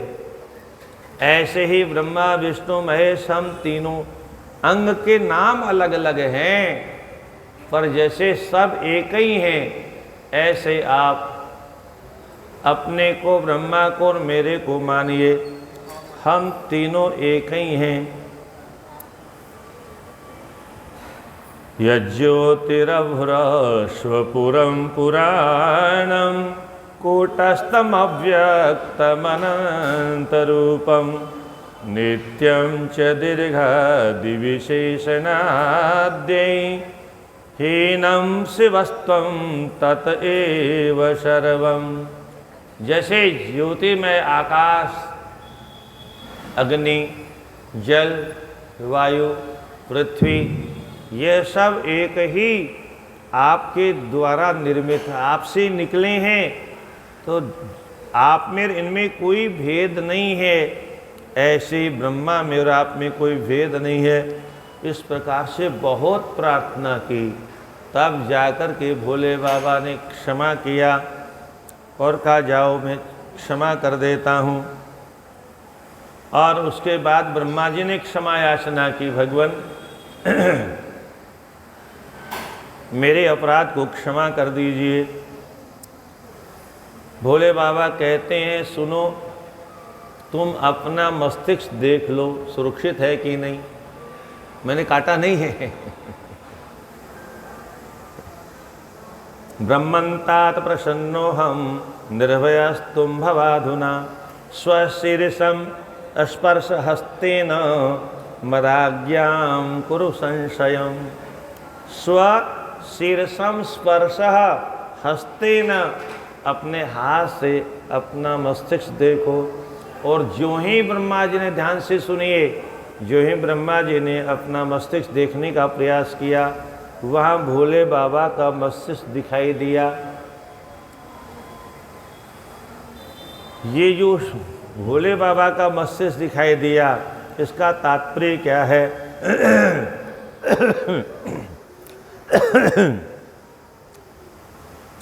स्पृशन् स्वं कं तथा भूत्वा प्राणमं वृषभध्वजं। वो अपने मस्तिष्क को देखे वृषभध्वज का जब दर्शन किया तो शर्म के मारे, लज्जा के मारे लज्जित हो गए। यावदेव हम स्वं कं स्पृशामि निज पाणिना जब जब ब्रह्मा तुम अपना मस्तिष्क स्पर्श करोगे तब तब मेरा दर्शन होगा। इसका मतलब क्या है? इसका मतलब ये है कि मैं तुम्हारे मस्तिष्क में रहता हूँ और तुम्हारे मस्तिष्क में रह करके सब कुछ देखता हूँ। अथवा मस्तिष्क मेरा है ऐसा मानना मतलब मैं सबसे श्रेष्ठ हूँ। हमेशा ऐसा ध्यान रखो, तुम श्रेष्ठ नहीं हो, मैं तुमसे श्रेष्ठ हूँ। तो अस्य पापस्य शुद्ध्यर्थम प्रायश्चित वद प्रभो। ब्रह्मा जी कहते हैं, भगवान मैंने जो ये पाप किया है इस पाप का प्रायश्चित बताओ, मुझे कोई न कोई आप दंड अवश्य प्रदान करो। तो भोले बाबा कहते हैं, अनेनेव स्वरूपेण मरधिष्ठित के नहीं तपः कुरु प्रसन्नात्मा मदाराधन तत्परः। तुम तपस्या करो, तपस्या के ताप के द्वारा अपने पाप का विनाश करने का प्रयास करो। ख्याति यास्यति सर्वत्र नामना रुद्र शिरक्षितो। आज से तुम्हारा जो परिचय है वो रुद्रशिर के नाम से होगा। ये जो एक मस्तिष्क जो रुद्र के रूप में तुम्हें दिखाई दे रहा है, आज से रुद्रशिर के नाम से तुमको जाना जाएगा। और प्रयासित सुनो, मनुष्य का रूप धारण करके संसार में भटकते रहो। मनुष्याणाम विधम कृत्यम, क्योंकि तुमने मनुष्य जैसा कृत्य किया, ब्रह्मा जैसा कृत्य नहीं किया। सारे सृष्टि के रचयिता होकर के तुमने अपराध किया, इसका मतलब तुम मनुष्य जैसे कृत्य करने वाले हो। तो जाओ मनुष्य लोक में जा कर के भूतले विचरिष्यसि, भूतल पर विचरण करोगे। और यस्त्वां चानेन रूपेण दृष्ट्वा को विचरिष्यति किमेतद् ब्रह्मणो मूर्ध्नि वदन्नीति पुरांतकः। और संसार में जहाँ कहीं जाओगे तुम्हारे मस्तिष्क को देख करके लोग पूछेंगे ये मस्तिष्क पर हाथ क्यों लगा रखा है, तो तुमको अपने पाप का स्मरण हो आएगा। और जो ऐसा कोई संसार में पराई नारी पर बुरी नज़र रखने वाला है तो इस कथा को सुनने से उसका पाप नष्ट हो जाएगा। इस प्रकार का वरदान दिया। यहाँ पर व्यास जी एक और अद्भुत लीला लिखते हैं। जिस समय ब्रह्मा जी ने भगवती की ओर देख करके काम भाव से संपन्न हुए, उस समय उनका तेजस स्खलित हो गया। ये दशा ब्रह्मा जी की वर्णन की है। सज्जनों, सामान्य व्यक्ति का क्या हो सकता है, कल्पना नहीं की जा सकती। इसलिए किसी पराये पुरुष और नारी की ओर आँख उठा के नारी को पर पुरुष की ओर नहीं देखना चाहिए, पुरुष को नारी की ओर नहीं, दोनों के लिए नियम बराबर है। ये नहीं कि केवल नारी के लिए नियम है और पुरुष के लिए नियम नहीं है। भगवान राम ने अपने आचरण से सिद्ध किया। जिस समय जनकपुर में गए और जनकपुर की सारी देवियों ने देखने का प्रयास किया। भगवती आदिशक्ति पराम्बा जगत जननी माँ जब रुनन झुनन करते हुए, पायल की झंकार करते हुए अशोक वाटिका में गमनागमन हसन दसन अवलोकन किया तो लखन लाल जी ने देखा भगवती आ रही है। भगवान ने भी देखा देवी आ रही है। किंकिनी कंकण नूपुर धुनि सुनी, कहत लखन सन राम हृदय गुनी, मानव मदन दुंदुभि दीनी, मनसा विश्व विजय चहकीनी, आदि आदि। ये भी एक परंपरा गजब की थी। एक छोटे भाई से अपने विचारों को शेयर करना। मेरे मन में लक्ष्मण इस समय जो खुदबुदी हो रही है ये मेरी समझ में नहीं आता। निश्चित ही ये कोई विधाता का बनाया विधान है, अन्यथा रघुवंशन कर सहज स्वभाव, मन कुपंथ पग धर न खाओ। ये रघुवंशियों का चरित्र है। या नहीं पावई परतीय मन उडीठी। इन आंखों की बात तो छोड़ो लक्ष्मण, मन की दृष्टि भी किसी पराई नारी की ओर नहीं जाती। भगवान राम ने एक और मर्यादा की स्थापना की। पहले बहु नारी की परंपरा चलती थी, भगवान राम ने उसको समाप्त कर दिया, खत्म कर दिया, और दुनिया वालों को बताया कि मेरे पिता ने जो 3 विवाह किए उसका परिणाम क्या हुआ देखो। मेरे पिता ने जो 3 विवाह किए तो अयोध्या में आग लग गई, हरी भरी अयोध्या जंगल हो गई। इसलिए किसी भी राजा महाराजा को बहुत विवाह नहीं करना चाहिए, एक कई बहुत है। स्वयं भगवान ने एक पत्नी व्रत धारण किया। वो मार्ग में देवी जी आई, एक विदेशी लेडी पहली बार, मैडम है, और जो ही राम के सौंदर्य को देखा पागल हो गए। ऐसा सौंदर्य, इतना सुंदर कोई पुरुष हो सकता उसने सोचा भी नहीं था। तुरंत उसने ब्यूटी पार्लर वालों को बुलाया। बोले अब तो थोड़ा बनना ठंडा पड़ेगा ना, तो रुचिर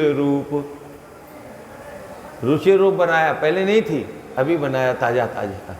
रुचिर रूप धरी, पहले अपना सुंदर रूप बनाया, कहीं पसंद ना करे दूल्हा तो फिर क्या फायदा जाने से।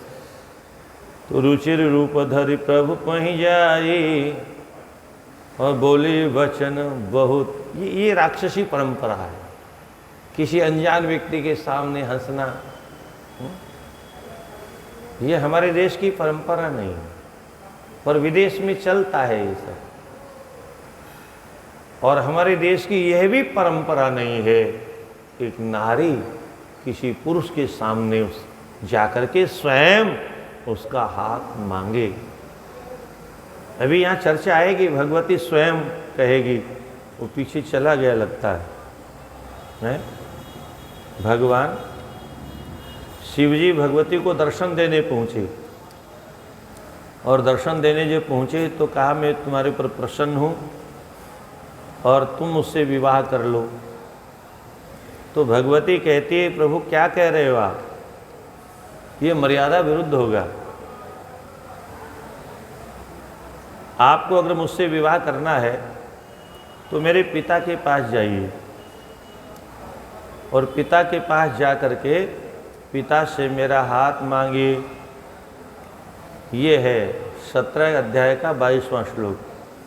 देव देव महादेव विवाह विधिना प्रभु, पितुर्मे गोचरीकृत्य माम गृहाण जगत्पते। ब्रह्मा जी के बार बार कहने पर फिर स्वयं गए तपस्या करते हुए भगवती के पास में, और कहा मैं तुमसे विवाह करने को तैयार हूँ। भगवती ने कहा आप तो करने को तैयार हो पर मैं तो नहीं हूँ, क्योंकि आप तो सर्वतंत्र स्वतंत्र हो, मैं तो स्वतंत्र नहीं हूँ। अगर मुझसे आप विवाह करना चाहते हो तो मेरे पिता के पास जाओ और मेरे पिता से मेरे हाथ को मांगो। हे देव देव, हे महादेव, विवाह विधिना, जो विवाह की विधि है जो शास्त्रों में बनाई गई है वह है पितुर में गोचरी कृत्य है। पहले मेरे पिता के सामने इस प्रस्ताव को आप रखिए और फिर जगतपते माम गृहाण, फिर अगर वो दे दे तो आप मुझे ग्रहण करिए, मैं स्वतंत्र नहीं। ये हमारी परंपरा थी, ये हमारी संस्कृति थी। और ऐसा ही एक बहुत गजब का प्रसंग वाल्मीकि रामायण में आता, जिसमें भगवान राघवेंद्र सरकार, लखनलाल और विश्वामित्र जी जनकपुर की ओर जा रहे हैं। रात्रि में कहीं विश्राम किया, वहाँ का परिचय पूछा तो स्वयं अपने कुल परंपरा के बारे में विश्वामित्र जी बताते हुए कहते हैं हमारे पिताजी वगैरह 4 भाई थे, कुशनाभ इत्यादि, और कुशनाभ की 100 पुत्रियां थी। कितनी पुत्रियां थी? बैठो भैया, बैठो, अरे कुछ नहीं, बैठो। 100 पुत्रियां थी। अब आज के ज़माने में 100 पुत्री हो जाए तो होने से पहले सो जाएगा, मम्मी पापा दोनों सो जाएंगे, घर वालों का भी हार्ट अटैक हो जाएगा। वो अपने बगीचे में, पिताजी के बगीचे में टहल रही, तो वायु देवताओं ने उनको देखा। वायु देवता ने कहा, देवियों, मैं तुम्हारे ऊपर प्रसन्न हूँ और मैं तुमसे विवाह करना चाहता हूँ। देखो, ये मनुष्य का जो शरीर है ये तो नाशवान है, क्षणिक है, ये तो पता नहीं कब समाप्त हो जाएगा। इसलिए अगर मेरे साथ विवाह करोगे तो तुम देवलोक में रहने का अवसर मिलेगा और तुम्हारी आयु बड़ी लंबी हो जाएगी और तुम लंबे समय तक भोग भोगोगे, इसलिए मेरे साथ विवाह करो। उन 100 की 100 देवियों ने, 1-2 ने नहीं, वहाँ झगड़ा नहीं हुआ आपस में कि मैं तो करूँगी, तुम करो चाहे मत करो, नहीं। 100 की 100 देवियों ने कहा, माँ भो सकाल दुर्मेध, अरे दुष्ट बुद्धि वायु। वाक्य देखिए आप, उनका साहस देखिए। अरे दुर्बुद्धे, माँ भो सकालो दुर्बुद्धे है पितरम सत्यवादिनम, हमारे पिता के रहते हुए, सत्यवादी पिता के रहते हुए, दुष्ट बुद्धि, हमारी ये बुद्धि, दुष्ट बुद्धि कभी न हो कि हम पिता के बिना कहे अपना स्वयंवर रच लें। ये हमारी संस्कृति थी। बिना पिता के कहे हम, पिता हे गुरु रश्माकम, हमारे मालिक हमारे पिता हैं, हम मालिक नहीं हैं। ये शरीर उनका दिया हुआ है, वो हमारे मालिक हैं। देवतम परमम वचः, वो हमारे परम देव हैं, देवता भी वही हैं, हमारे भगवान भी हमारे वही हैं।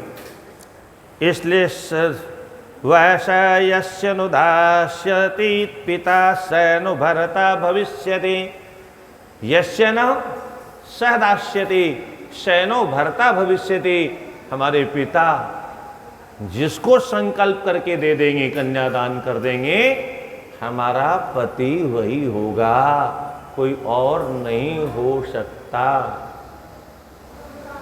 इसके बाद सुनिए आगे क्या हुआ। वायु देवता नाराज हो गए। अब साहब देवता, वायु तो वायु हैं, वो तो साहब हैं, भूचाल अगर ला दे तो पूरा दुनिया उलट पुलट हो जाए, 1 मिनट भी नहीं लगे। जब कभी तूफान आता है तो क्या होता है पता है? पर हाँ, कुछ लोग तूफान के लिए भी भगवान से प्रार्थना करते हैं। एक बार भुवनेश्वर में हमारी कथा हो रही थी, भारत मोटर्स लिमिटेड कंपनी, तो वहाँ लोग बता रहे थे, महाराज यहाँ लोग प्रार्थना करते हैं कि भूकंप बहुत वर्ष हो गया आया नहीं, पुराना माल जो कमाया था खत्म हो गया। वो जो देशों से विदेशों से, जो अमेरिका से कहाँ से महंगे महंगे कंबल और जैकेट और वो क्या क्या आता है, वो लोग सब लूट लेते हैं। बड़े लोग सब गोदामों में चला जाता है और 500 का 100 रुपये में बिक जाता है। तो करीब 25 वर्ष पहले की बात होगी। ट्रक के ट्रक गायब हो जाते हैं और 50 रुपये वाली कंबल आती है और वहाँ बढ़ जाती है गरीबों को। तूफान से भी लोग माला माल होते हैं, यहाँ सब पछता है। विदेशी लोग ऐसा सिखा गए हमारे यहाँ के लोगों को, सब हजम हो जाता है, किडनी बहुत मजबूत कर गई। तो सहनो दास्यति ही स अस्माकं भर्ता भविष्यति, वो हमारा पति होगा। तो वायु देवता तो बड़े आदमी हैं, शक्तिशाली हैं, नाराज हो गए। तो नाराज होकर उन्होंने क्या किया, अब वायु देवता तो हम सबके भीतर है, तो ऐसा सिकुड़ाया उनको, ऐसा किया। वो सुखड़ी रोग, अगर आपने कहीं देखा हो बच्चों में, सुखड़ी रोग होता है, बच्चा सूख करके कांटा हो जाता है, तो वो सब सूख करके और मतलब बिल्कुल जैसे कोई बिजली खून चूस ले। और उसके बाद में कहीं आपने देखा हो तो वो थोड़ा सा ठट्टर रह जाता है, अथवा जलने के बाद में थोड़ा सा ढांचा रह जाता है, ऐसा ढांचा हो गया। वो बड़ी बड़ी 5-5, 7, 6-6 फुट की बालिकाएं और वो 2-2, 2.5 फुट की हो गई और फिर घर आई। माता पिता ने उनको देखा, क्या हो गया, वो सारी कथा बताई। बस यही हमारा देश मार खा जाता है। पिता ने कहा, देवियों तुमने शाप तो नहीं दिया ना वायु देवता को?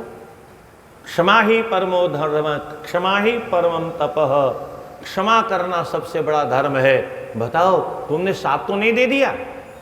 तो देवियों ने कहा, नहीं पिताजी, आपके बिना पूछे हम शाप कैसे दे सकते?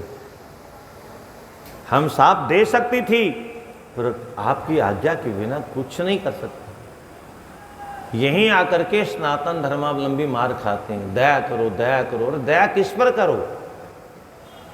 विषधर नाग के ऊपर जो काटने को तैयार है उसके फनों को वहीं कुचल देना चाहिए। अथवा विषधर नाग को अगर आस्तीन में पालोगे तो काटेगा एकदम, तो नाग को दूध नहीं पिलाया जाता है।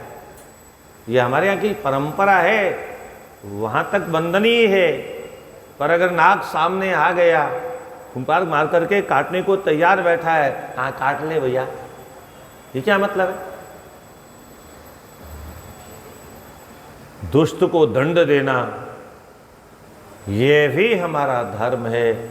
और हम कोई गाय को आगे करके हमको बर्बाद करके चला गया, किसी ने कुछ, किसी ने महिलाओं को आगे करके हमको, इस प्रकार से सनातन धर्मावलंबी मार खाते खाते खत्म होते चले गए। और अब तो धर्म ही हमारा लुप्त हो गया। ये जो दिखाई दे रहा है तो ऊपर ऊपर की नाटक है, ये भी कुछ वर्षों चलने वाला है। इसके बाद में तीर्थों में भी कोई आएंगे तो फिर क्या करने आएंगे आप समझ लीजिए।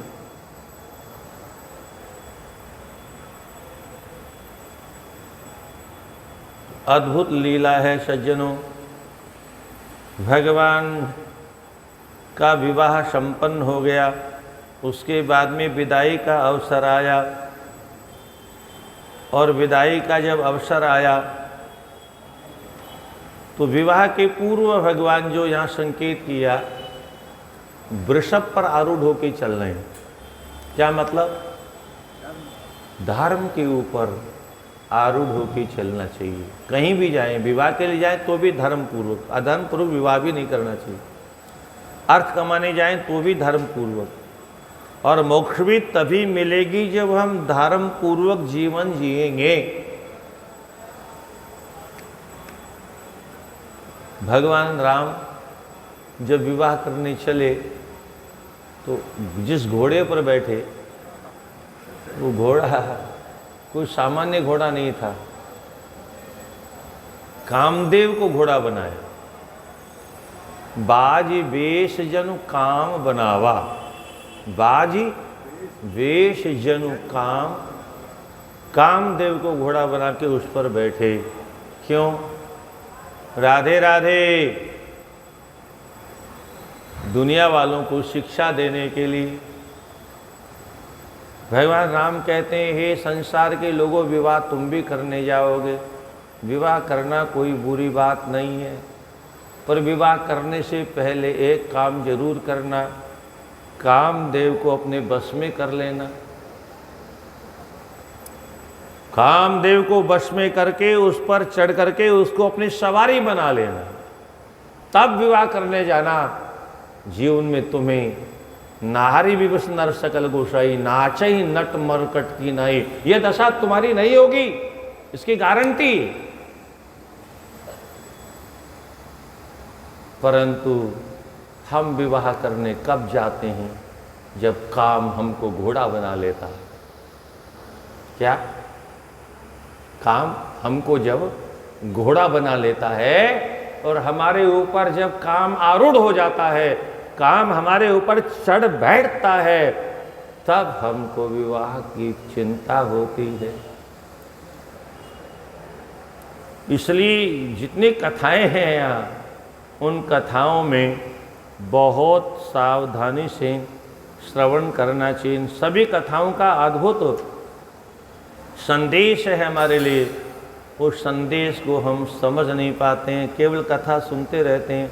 रामायण भी पढ़ते हैं हम लोग, अब तो कोई पढ़ता नहीं, गिने चुने लोग पढ़ते हैं, पर केवल पाठ करने के लिए इतना पाठ पूरा करना नहीं, मत पाठ पूरा करिए।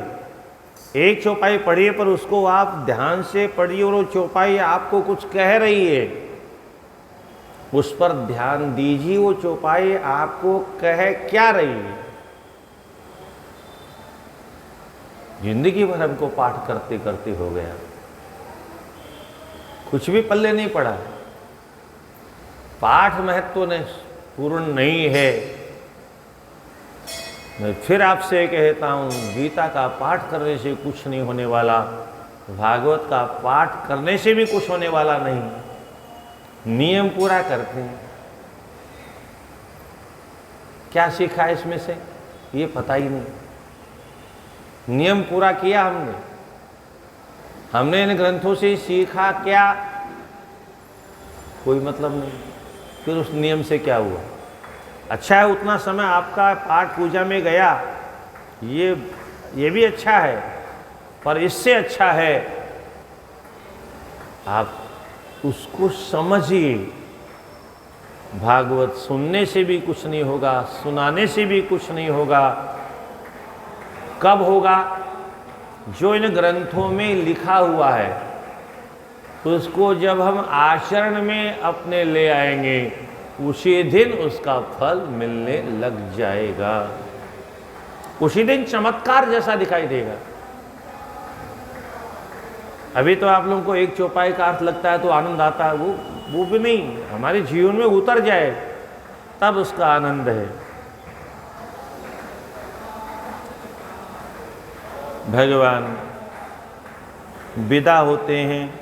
विष्णुआदय सुरा सर्वे मरीच्याद्या तथर्षयः दक्षोऽपि मोहितश्चासीत् तथा ने निश्चला जनाः। भगवान कैलाश पर्वत पर पहुँचे।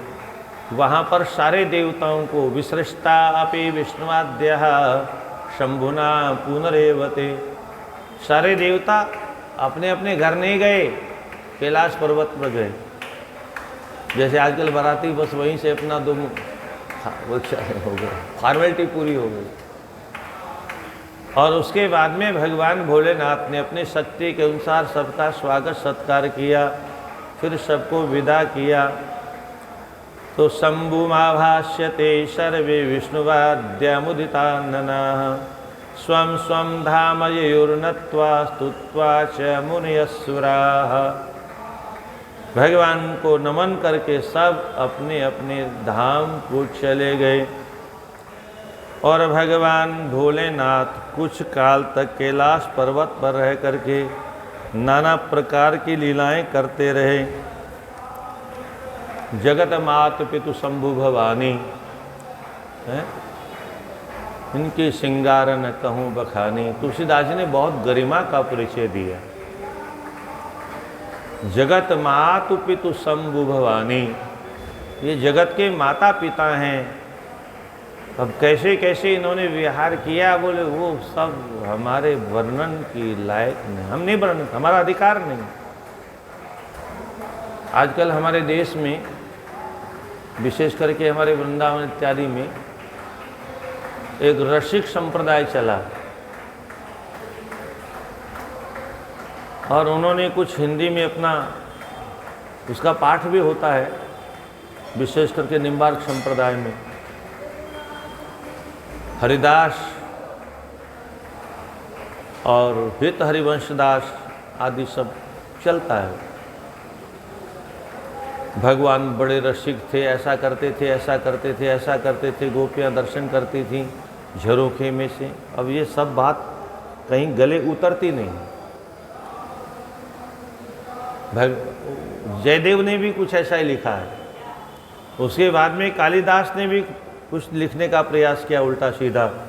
कालिदास जी ने तो कुमार संभव लिखना प्रारंभ किया और भगवती पार्वती के साथ में भगवान शिव के नाना प्रकार की लीलाओं का विभत्स वर्णन किया।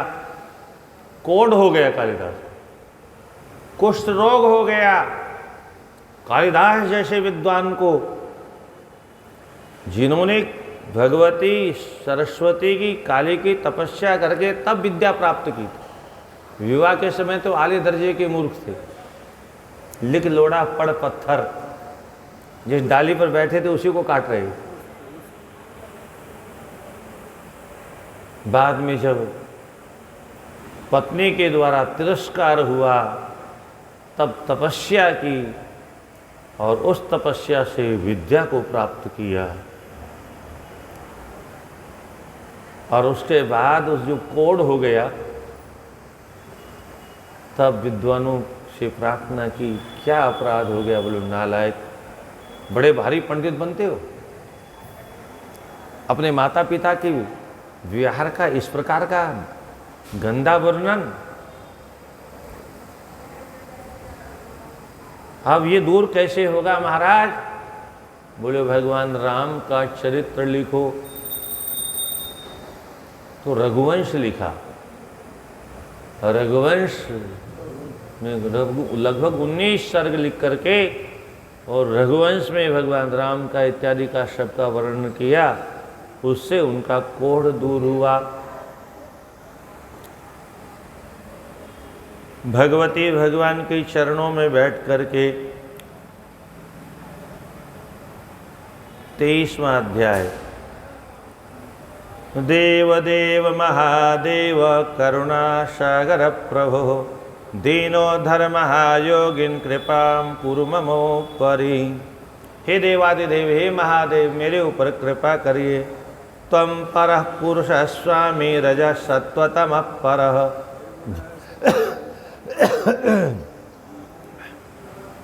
आप परम पुरुष हो, निर्विकारी हो।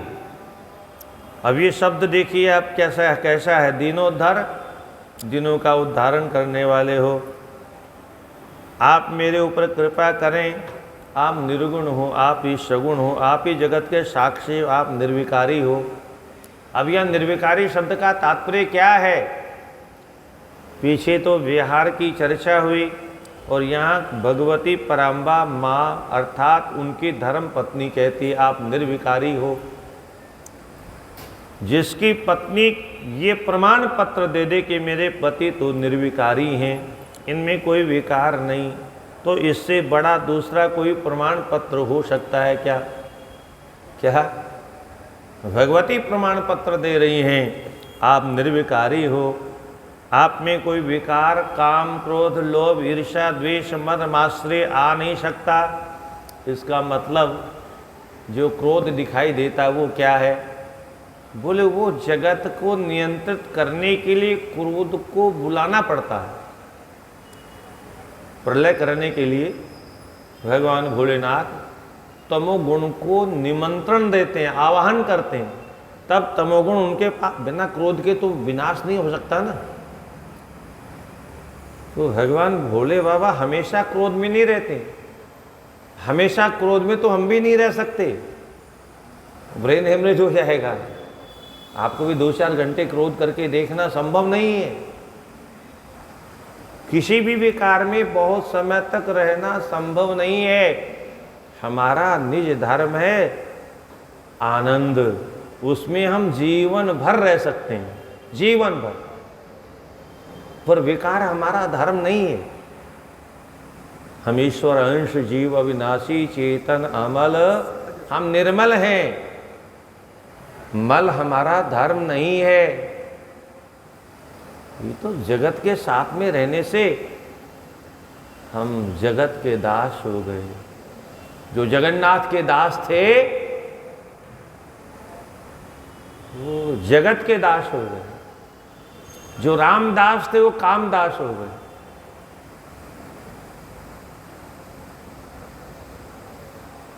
ये जगत को सत्य मानने का दुष्परिणाम भोग रहे हैं हम। तो आप निर्विकारी हैं। धन्याहम ते प्रिया जाता कामिनी सुविहारिणी जातस्तुमे पति स्वामी भक्तवात्सल्य तो हरः। मैं भाग्यशाली हूँ जो आप जैसे निर्विकारी की पत्नी बनने का मुझे सौभाग्य मिला। हे भगवान, ज्ञातुमिच्छामि देवेश परम तत्त्वं सुखावहम् येन संसार दुःखाद्वे तरे जीवोंजसाहरः।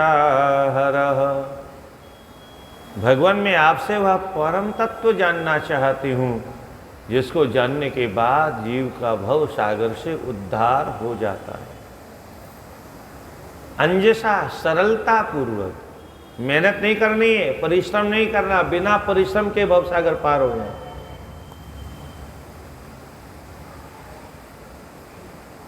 गोपद एव भव निधि नर तरही। कब? ये है साधना की पूंजी, ये है साधना का फल। ये संसार सागर गोपद हो जाता है। गोपद का मतलब गाय के खुर का जो गड्ढा होता है, उस गड्ढे में जितना जल होता है उसको बच्चा भी पार कर लेता है, तो बड़ा पार क्यों नहीं करेगा? तो भजन का ये प्रभाव है, गोपद एव भव निधि नर तरही। ये संसार का इतना बड़ा सागर जिसका पार पाना असंभव है, वो भक्तों के लिए गोपद के समान हो जाता है, और तब भक्त भगवान के आराम से अनायास पार हो जाते हैं। इसी बात को अंजसा हरः, सरलता पूर्वक पार हो जाए, कृपा करके वह तत्व मुझे बताइए। यत् कृत्वा विषयी जीवो सलभेत परमं पदम संसारी न भवेन्नाथ तत्वं वद कृपां कुरु। जिस परम तत्व को सुनने के बाद में परम पद की प्राप्ति हो जाए और दोबारा जीव संसारी न हो, मतलब दोबारा उसका इस भव सागर में जन्म न हो, ऐसी कृपा करिए। कृपा करके आप। भगवान कहते हैं, देवी शृणु देवी प्रवक्ष्यामि दाक्षायणि महेश्वरी परम तत्वं तदेवासुर सही मुक्तो भवेद्यतः। उस परम तत्व को तुम्हें बता रहा हूँ जिसकी शरण में जाकर के जीव मुक्त हो सकता है। देखो, ये दुर्लभम है, बहुत दुर्लभ है। परम तत्व का ज्ञान होना कोई हंसी खेल नहीं। जिंदगी भर कथा करते करते हो गया, हम लोगों को कहाँ परम तत्व का ज्ञान हुआ। किसी भाग्यशाली को ठाकुर की कृपा जिस पर हो जाए, जहाँ पर कृपा राम कै होई पाँव दे एहि मार्ग सोई। क्या गजब है, कैसा क्या क्या लिखा है। सब शास्त्रों के सिद्धांत लिखे हैं तुलसीदास जी ने। जहाँ पर कृपा राम की हुई पाँव दे एहि मार्ग, इस मार्ग में बिना प्रभु कृपा के कोई आ नहीं सकता। भगवान की कृपा कब होगी, कैसे होगी, ये अन्योन्याश्रय संबंध है। संतों की कृपा हो तो भगवान की कृपा हो, भगवान की कृपा हो तो संतों की कृपा हो, और संतों की कृपा हो तो सत्संग सुनने को मिले, और सत्संग सुनने को मिले तो मोक्ष की ओर गमन करने का रास्ता दिखाई दे, अन्यथा संभव नहीं है। बिनु सत्संग न हरि कथा, उड़ते ही बिनु, ये जो मोह ठूस ठूस के भरा हुआ है, ते ही बिनु मोह न भाग, और मोह गए बिनु राम पद, हो ही न दृढ़ अनुराग। एक एक शब्द ऐसे हैं सब जगह, उनको अगर वो कूट शब्द हैं, उन कूट शब्दों को अगर हमने ध्यान से नहीं पढ़ा तो उसका अर्थ व्यर्थ है। हो ही न दृढ़ अनुराग, दृढ़ अनुराग नहीं होगा, दृढ़ प्रेम नहीं होगा, दृढ़ भक्ति नहीं होगी, अटल भक्ति नहीं होगी। और यही हमारी दुर्दशा है। हमारे अंदर वो जो भक्ति है वो केवल ऊपर ऊपर ऊपर ऊपर है, उसमें दृढ़ता नहीं है। दृढ़ता अगर हो जाती तो हम पता नहीं कहाँ पहुँच जाते। कहाँ होते आज? ये जरूरी नहीं कि घर छोड़ के कहीं होते ना। हमारे यहाँ शास्त्रों में तो नारी को तो घर छोड़ने के लिए लिखा ही नहीं कहीं। हाँ, कभी कभी बहुत से माताओं के फोन आते हैं टीवी में कथा सुन के, महाराज आपके आश्रम में। मैंने कहा दया करो देवी, अपने घर में रहो। वो अपनी समस्याएं सुनाती हैं। मैंने कहा जैसा भी हो उसी में रहो, और अब नहीं भोगोगी तो आगे भोगना पड़ेगा, दूसरा जन्म लेना पड़ेगा। अब भोग लोगी तो फिर आगे का भोग खत्म हो जाएगा। इसलिए जैसा भी पति देवता मिला है उसको सहन करो, और उसी घर में रह के और धीरे धीरे भजन करो, साधना करो, आराधना करो। आजकल तो घर में बहुत सुविधा उपलब्ध हो गई। अच्छे अच्छे महात्माओं की कथा भी घर में मिल जाती है, कहीं जाने की ज़रूरत नहीं। पर सुनना चाहिए विद्वानों की कथा, मूर्खों की कथा नहीं सुननी चाहिए। उससे मनोरंजन तो हो जाएगा, पर कोई बात आपको ऐसी सुनने को मिल जाएगी जो शास्त्र विरुद्ध होगी, क्योंकि वो शास्त्रों को जानते नहीं हैं, इसलिए भ्रमित हो जाएंगे आप।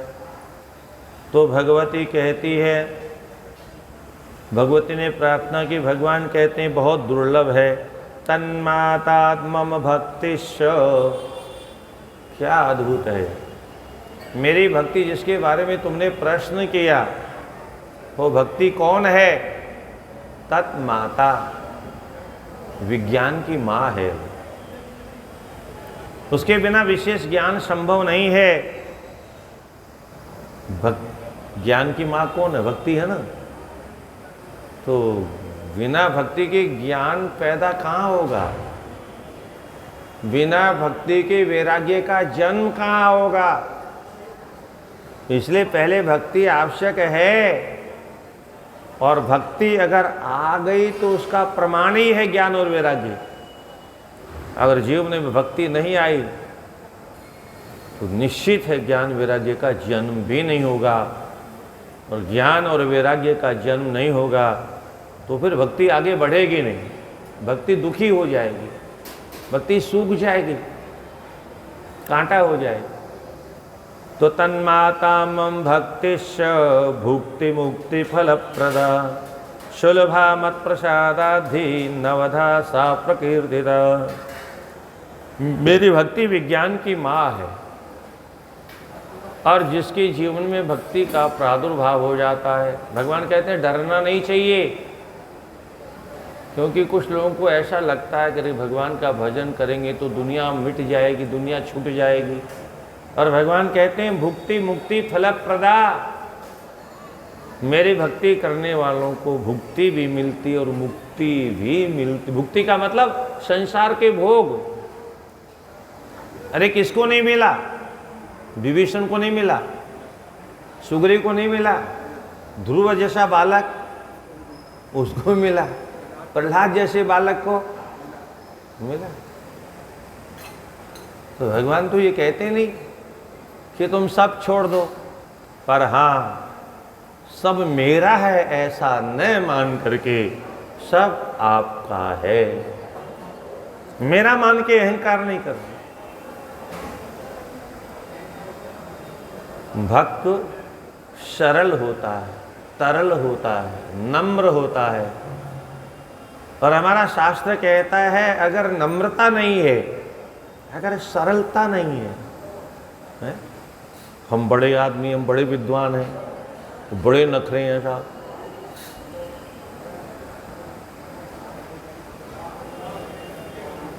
एक बार श्रीलाल सर्राफ जी की कथा हो रही, घोगरडीहा, आप सही जानते होंगे। तो पास में एक श्याम सर्राफ है, उन्हीं के सर्राफों का 5-7 घर हैं अच्छे। तो 3-4 दिन, ये बहुत वर्ष पहले की बात होगी, मैं समझता हूँ 20-25 वर्ष हो गया है। श्रीलाल जी लेके आए उनको, बोले महाराज जी आपसे बहुत डरते हैं, क्यों? बोले आप क्या कथा कर रहे हैं, पता नहीं कितने बड़े आदमी होंगे। बड़े घर में कथा करने से कथावाचक बड़ा हो जाता है, पता नहीं कैसे होता है। ये जो अहंकार है ये कथावाचक को भी गर्त में डाल देता है। श्रोता के अंदर अहंकार है तो उसको भी गर्त में डालेगा, वक्ता के अंदर अहंकार है तो भी गर्त में डालेगा। हमारे पास जो कुछ है वो ठाकुर की कृपा का प्रसाद है। इसलिए तुलसीदास जी कहते हैं शंभु प्रसाद, मेरे पास कुछ नहीं है, मैं कुछ नहीं लिख रहा हूं। शंभु प्रसाद सुमति यहुल से राम, ये भगवान भोले बाबा का प्रसाद बांट रहा हूं मैं, मेरा कुछ नहीं है। उन्होंने लिखा, उन्होंने मुझसे कहा बेटे थोड़ा बांट दो, तो मुझे क्या तकलीफ है। उन्होंने लिख करके मुझे पात्र बनाया, पात्र अपना मेरे हाथ में थमा दिया, बोले बेटे अब मैं कहाँ कहाँ बांटूंगा, हिमालय पर्वत से नीचे उतर करके तुम ही बांट दो। तो शंभु प्रसाद सुमति हेहुल से राम चरित्र मानस कभी तुलसी, ये तुलसी तो फोकट में कभी बन गया। मैं तो कोरे कागज में लिख के कहता हूं मुझे कुछ नहीं आता, सत्य कहूं लिखी कागज कोरे, ये तो शंभु प्रसाद है। तो हम लोग जो कुछ कहते हैं, इसलिए एक पंक्ति आती है हमारे यहाँ, व्यासोच्छिष्टम जगत सर्वम, जो भी वक्ता बोलता है तो व्यास जी का जूठा है। उन्होंने जो लिखा है उसी में से घुमा फिरा कहीं से बोलते हैं। अब जहाँ पर पहुँच जाए, जिसका वो होता था ना, आजकल रिमोट होता है, उसके माध्यम से लोग स्टेशन बदल देते हैं। पहले वो रेडियो में लोग स्टेशन बदल देते थे कान पकड़ करके। तो जिसका स्टेशन जहाँ पहुँच जाए, जितनी जिसकी पहुँच है, वो वहाँ से कुछ लेकर के बोल देता है।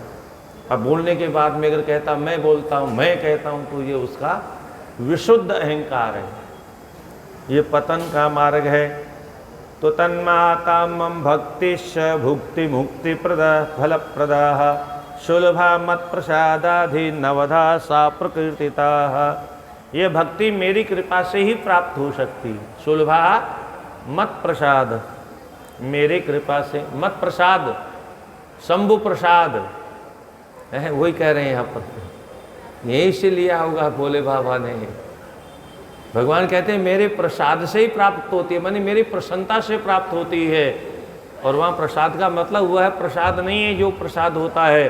शंभु प्रसाद का मतलब शंभु भगवान की प्रसन्नता, मेरे ऊपर प्रसन्न हो गए, तो ये प्रसन्नता में उन्होंने रामचरितमानस मुझे दे दिया।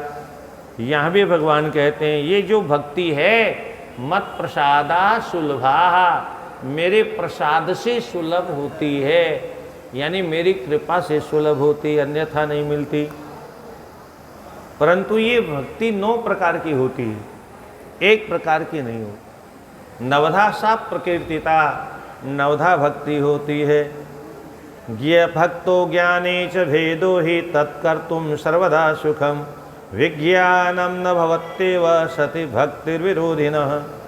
भक्ति ज्ञान में कोई भेद नहीं है, ये दोनों एक हैं। जो इसमें भेद नहीं करता वह सदा सुखी रहता है। विज्ञानम न भवत्येव सति भक्तिर्विरोधिनः, जो भक्ति का विरोधी है उसके जीवन में कभी विज्ञान माने विशेष ज्ञान होता ही नहीं। 23 का 16, विज्ञानम न भवत्येव सति भक्ति विरोधिनः, जो भक्ति के विरोधी हैं उनको कभी इसका ज्ञान नहीं होता। भवता भक्ताधि सदाहं वे तत्प्रभावाद्वहेष्वपि, नीचानां जातिहीनानां यामि देवी न संशय। याति नीच ग्रहेष्वपि, तो या तो प्रिया तस्य, नारद जी कहते हैं पद्म पुराण में, हे भक्ति देवी, आप तो साक्षात भगवान की प्रिया हो। त्वया हुतस्तु भगवान याति नीच गृहेष्वपि। आपके बुलाने पर तो भगवान सदन कसाई के घर में भी चले जाते हैं। या स्वयं भगवान भोलेनाथ अपने मुख से कहते हैं, नीचानाम जातिहीनानाम यामी देवी न संशय। अगर भक्ति किसी के पास में है, वह नीच कुल में पैदा हुआ है, निम्न कुल में पैदा हुआ है, तो जातिहीन के घर में भी मैं चला जाता हूँ। इसलिए मनुष्य को भक्ति अवश्य करना चाहिए। क्यों? बोले भक्ताधीहि, मैं भक्ति के अधीन हूँ। हाँ, अहम भक्त पराधीन ह्यस्वतंत्र इव द्विज। तो मैं सदा भक्तों के अधीन रहता हूँ। या भक्तिर द्विधा देवी सगुणा निर्गुणा माता। वह भक्ति दो प्रकार की होती है, एक सगुण भक्ति होती है, एक निर्गुण भक्ति होती है। सगुण भक्ति मूर्तियों की पूजा की पद्धति के अंदर हम जब भावपूर्वक श्रद्धापूर्वक पूजन करते हैं तो ये सगुणा भक्ति है। और निर्गुण निराकार परमात्मा का ध्यान जब करते हैं तो वो निर्गुणा भक्ति है। अब ये लंबा खेल है। श्रवणम कीर्तनम सेवा स्मरणम सेवनम तथा दास्यम तथार्चनम देवी वंदनम मम सर्वदा। तो ये सब शाम को 4 बजे प्रयास करेंगे नवधा भक्ति पर आनंद लेने का। हर हर महादेव शंभो काशी विश्वनाथ गंगे। हर हर महादेव शंभो काशी विश्वनाथ गंगे। हर हर महादेव शंभो काशी विश्वनाथ गंगे।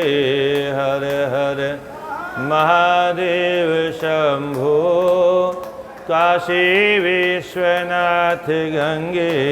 हर हर नमः पार्वती पते हर हर महादेव।